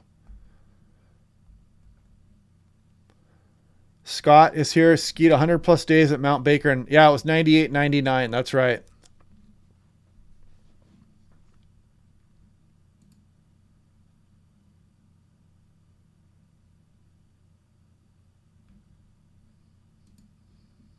Brad Ward is on it. I couldn't even get to that one before he deleted him.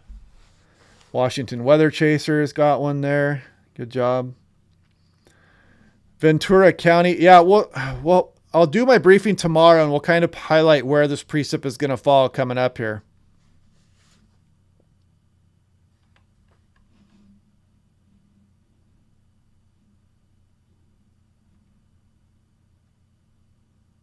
Yeah, we got Pacific Northwest Weather, Washington Weather Chasers and Brad Ward are still in here at least, so they're cleaning up the riffraff.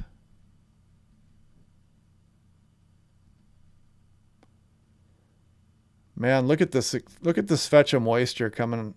Jeez, this is going to be trouble. So let's compare this also. I like to do this a lot of times too. I like to compare model runs against themselves. There's the first system. There's system number 2 into California kind of merging. And there's the next one here. Pretty good agreement to this point here. This is the 12Z on the right here and the 0Z. So this is 4 a.m. on the right, 4 p.m. on the left here. Pretty decent agreement, but you can see it took this low pressure a little bit deeper here, 977 millibar low, more of an open wave here on this morning's run. But the general fetch of moisture is in a pretty similar position here, almost extending all the way back towards the Hawaiian Islands. I guess that's why they call it the Pineapple Express, right?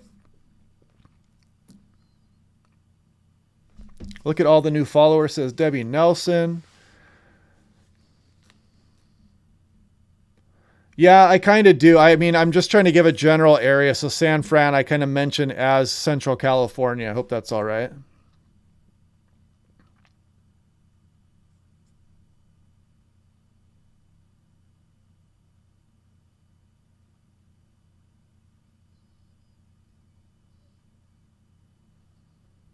Trying to read some of the messages here. Happy day study meteorology in San Jose and Oklahoma.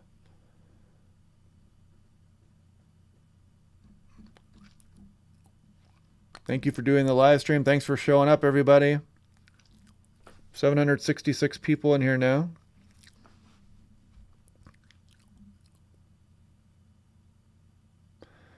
Yeah, you get that nice jet stream. You can really make short time out of the Hawaiian Islands back to the West Coast. That's for sure. All right, let's update this again. 2 runs before. Pretty good model agreement, that first atmospheric river. Stefan Upchurch, $10. Thank you very much, sir. Portland for 12 years and fly Alaska almost everywhere. Awesome. You're in good hands. Thanks for the kind words, Ava. San Francisco considered Northern California. Interesting. I did not realize that. Wrangler Dave disagrees. Mike R., forecaster for NOAA San Fran Bay Area. Thanks for putting out that updated wind map out there. That was awesome that you guys put out today. Yeah, I've gotten all kinds of differences in opinion here on what San Francisco is considered northern Bay Area.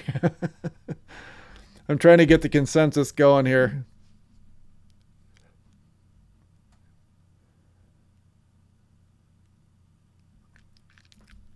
Wrangler Dave lives there. I think for Southern California, people picture San Fran as Northern California. I always thought it was interesting that people in California called I-5 the 5 or the 10, the 15. Because in Seattle, they kind of assumed that I called it that too. And I was like, no, we just call it I-5.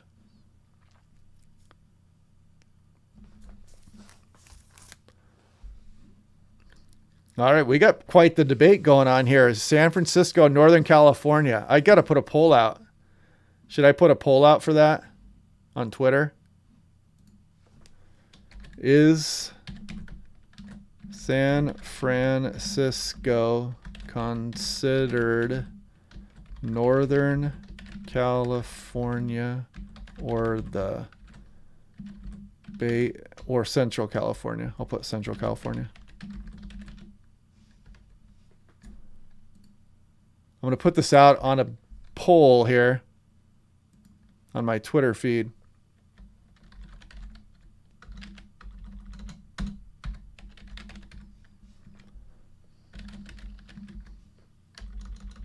And I'll put a Bay Area option also.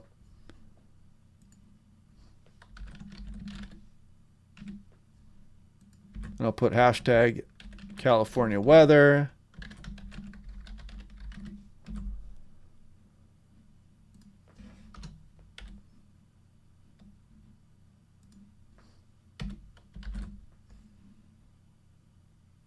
Okay, I tweeted that out there so you guys can go vote on it. Let's see what it says. The chat's going crazy here now. San Fran is definitely not Central California. Peace Dev says it is. San Jose is Central. This is quite the debate going on here. I don't know who to believe now.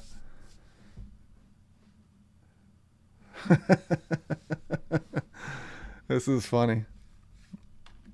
All right, well, you guys are debating. I will read these as we go here, but I'm going to update. Oops.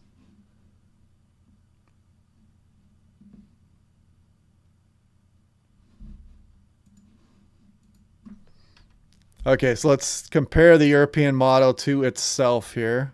I don't know why it's doing that. Okay. System 1, System 2. Here goes System 3 with the sinister fetch of moisture. And this one actually impacts the Bay Area, I'll call it for now, even more directly here on the newest run. This is as of Monday morning. And we're still only out to Monday morning at this point. You can see the low developing here now. You don't see quite the development yet here. So this is kind of interesting there, but it does have a little more precip for the Bay Area. So I'm going to ask Sirius, San Francisco is northern to Central California. Oh yeah, let's check the poll here. James Nelson, thanks for your work. End of a discussion. It's Northern California. I'm going to go with whatever the poll says here from now on. I've been calling it Central, but I don't know for sure. So I wouldn't know as well as a Central at 63.4%, the Bay Area at 29.3%, Central at 7.3%. So I've been saying it wrong then.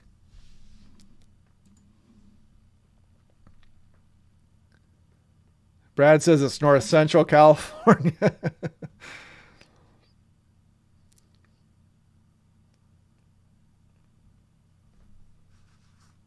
Kelsey says she's lived in Oakland 16 years. It's Northern California.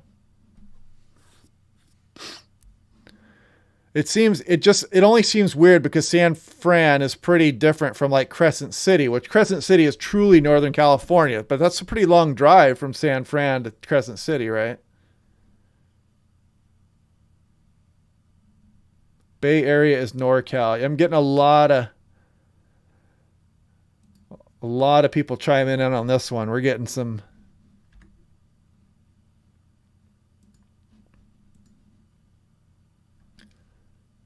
Northern is at 56.6, Central 19%, Bay Area 24.5. So Northern's still winning.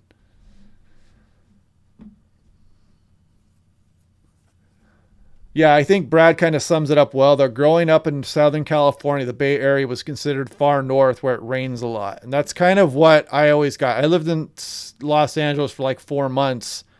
That's kind of the gist that I got. It was just kind of considered, yeah, it's north of us.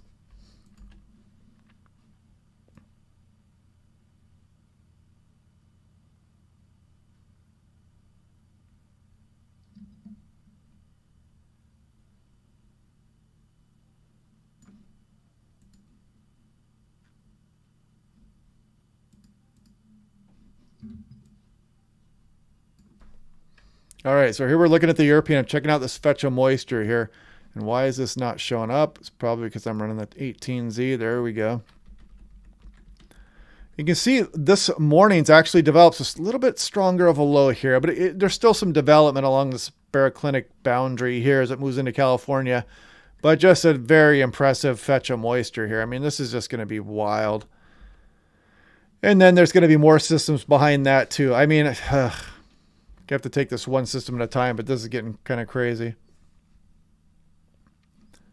The Central Valley. Yeah, you really have to have a heads up. If you're in the Central Valley of California, know your evacuation routes. Know where rivers are located, small streams. If you are near hillsides, be aware of that. Be aware of landslide areas and what kind of things have happened historically. Have you been flooded historically? Have there been landslides and mudslides? Are you near a burn scar area, etc.? And you really need to pay attention to how much rain is falling in a short period of time. And we'll go over those details as we get closer to these systems coming in here. But I'm playing this again here. I'm going to make sure this is up to date. What are we at now? We're at 05Z. So we're about this is still about a half an hour old. But this is not yesterday's run here. This is the next system already developing here. This one's going to impact Northern California. And this is getting kind of crazy here. Okay, we're going to pause it right there. But this is the next system here. This is not the bomb cyclone of yesterday. It's the next system that's going to impact Northern California. Northern California here and the Bay Area. It's the city, NorCal. Yeah, I've heard that term NorCal before. 8-hour drive, San Fran to LA.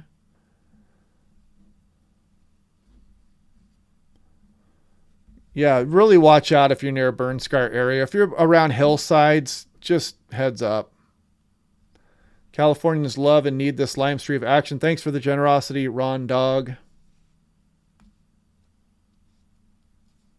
Northern California is Eureka and Redding. San Fran is the Bay Area. We got all kinds of differing opinions going on here.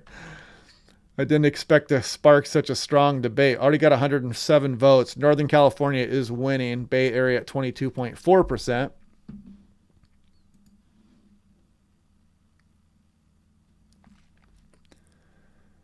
Yeah, we got multiple systems rolling in here. So let's take a look at this.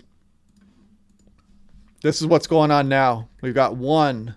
This will impact the Bay Area. Northern California. All the way down just north of Los Angeles here, systems 1 and 2. Then the stronger system here. This is the one that's going to really be one we have to watch. There's going to be intense rainfall amounts. Ground is going to be saturated. There's burn scar areas. The hillsides are already going to be saturated. Rivers are going to be running high. There's going to be a big wave action along the coastal areas as well. Big snows through the mountains. But this is going to be a prolonged period of rain here. And then you can see a development of a low pressure system on the backside of that. This is kind of similar to what happened on New Year's Eve here. You had a strong impulse of moisture towards San Francisco here, and then a strong low pressure system that developed and moved alongside the wave up the baroclinic boundary here into San Francisco. So we might be doing that kind of feature again after all this rain would be very, very destructive. Yeah, it's not going to be good for some people across the state for sure. Yep, Kyle Gustafson mentions that a dam was compromised with this last storm. That will happen again. Yes, there are going to be high winds with these systems as well, potentially. Also, we'll continue to watch those as we go. There's still some disagreement on how this low pressure is going to develop here. Some of the ensemble runs have been showing a deeper low moving up towards, Crescent City, up Northern California area there, versus kind of more of an open low across Central California for a little bit further south.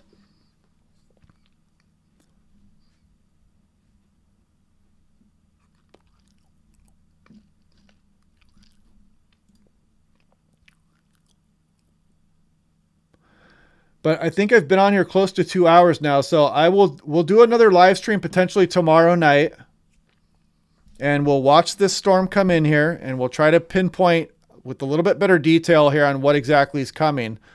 So I'm going to go ahead and wrap this up here. I'll do my normal briefing tomorrow morning. If I can get to sleep here in the next half an hour, I'll do that anyway. But yeah, expect a video from me tomorrow morning about Southern California and about Pacific Northwest as well. I'll do the Pacific Northwest one as first, as per usual.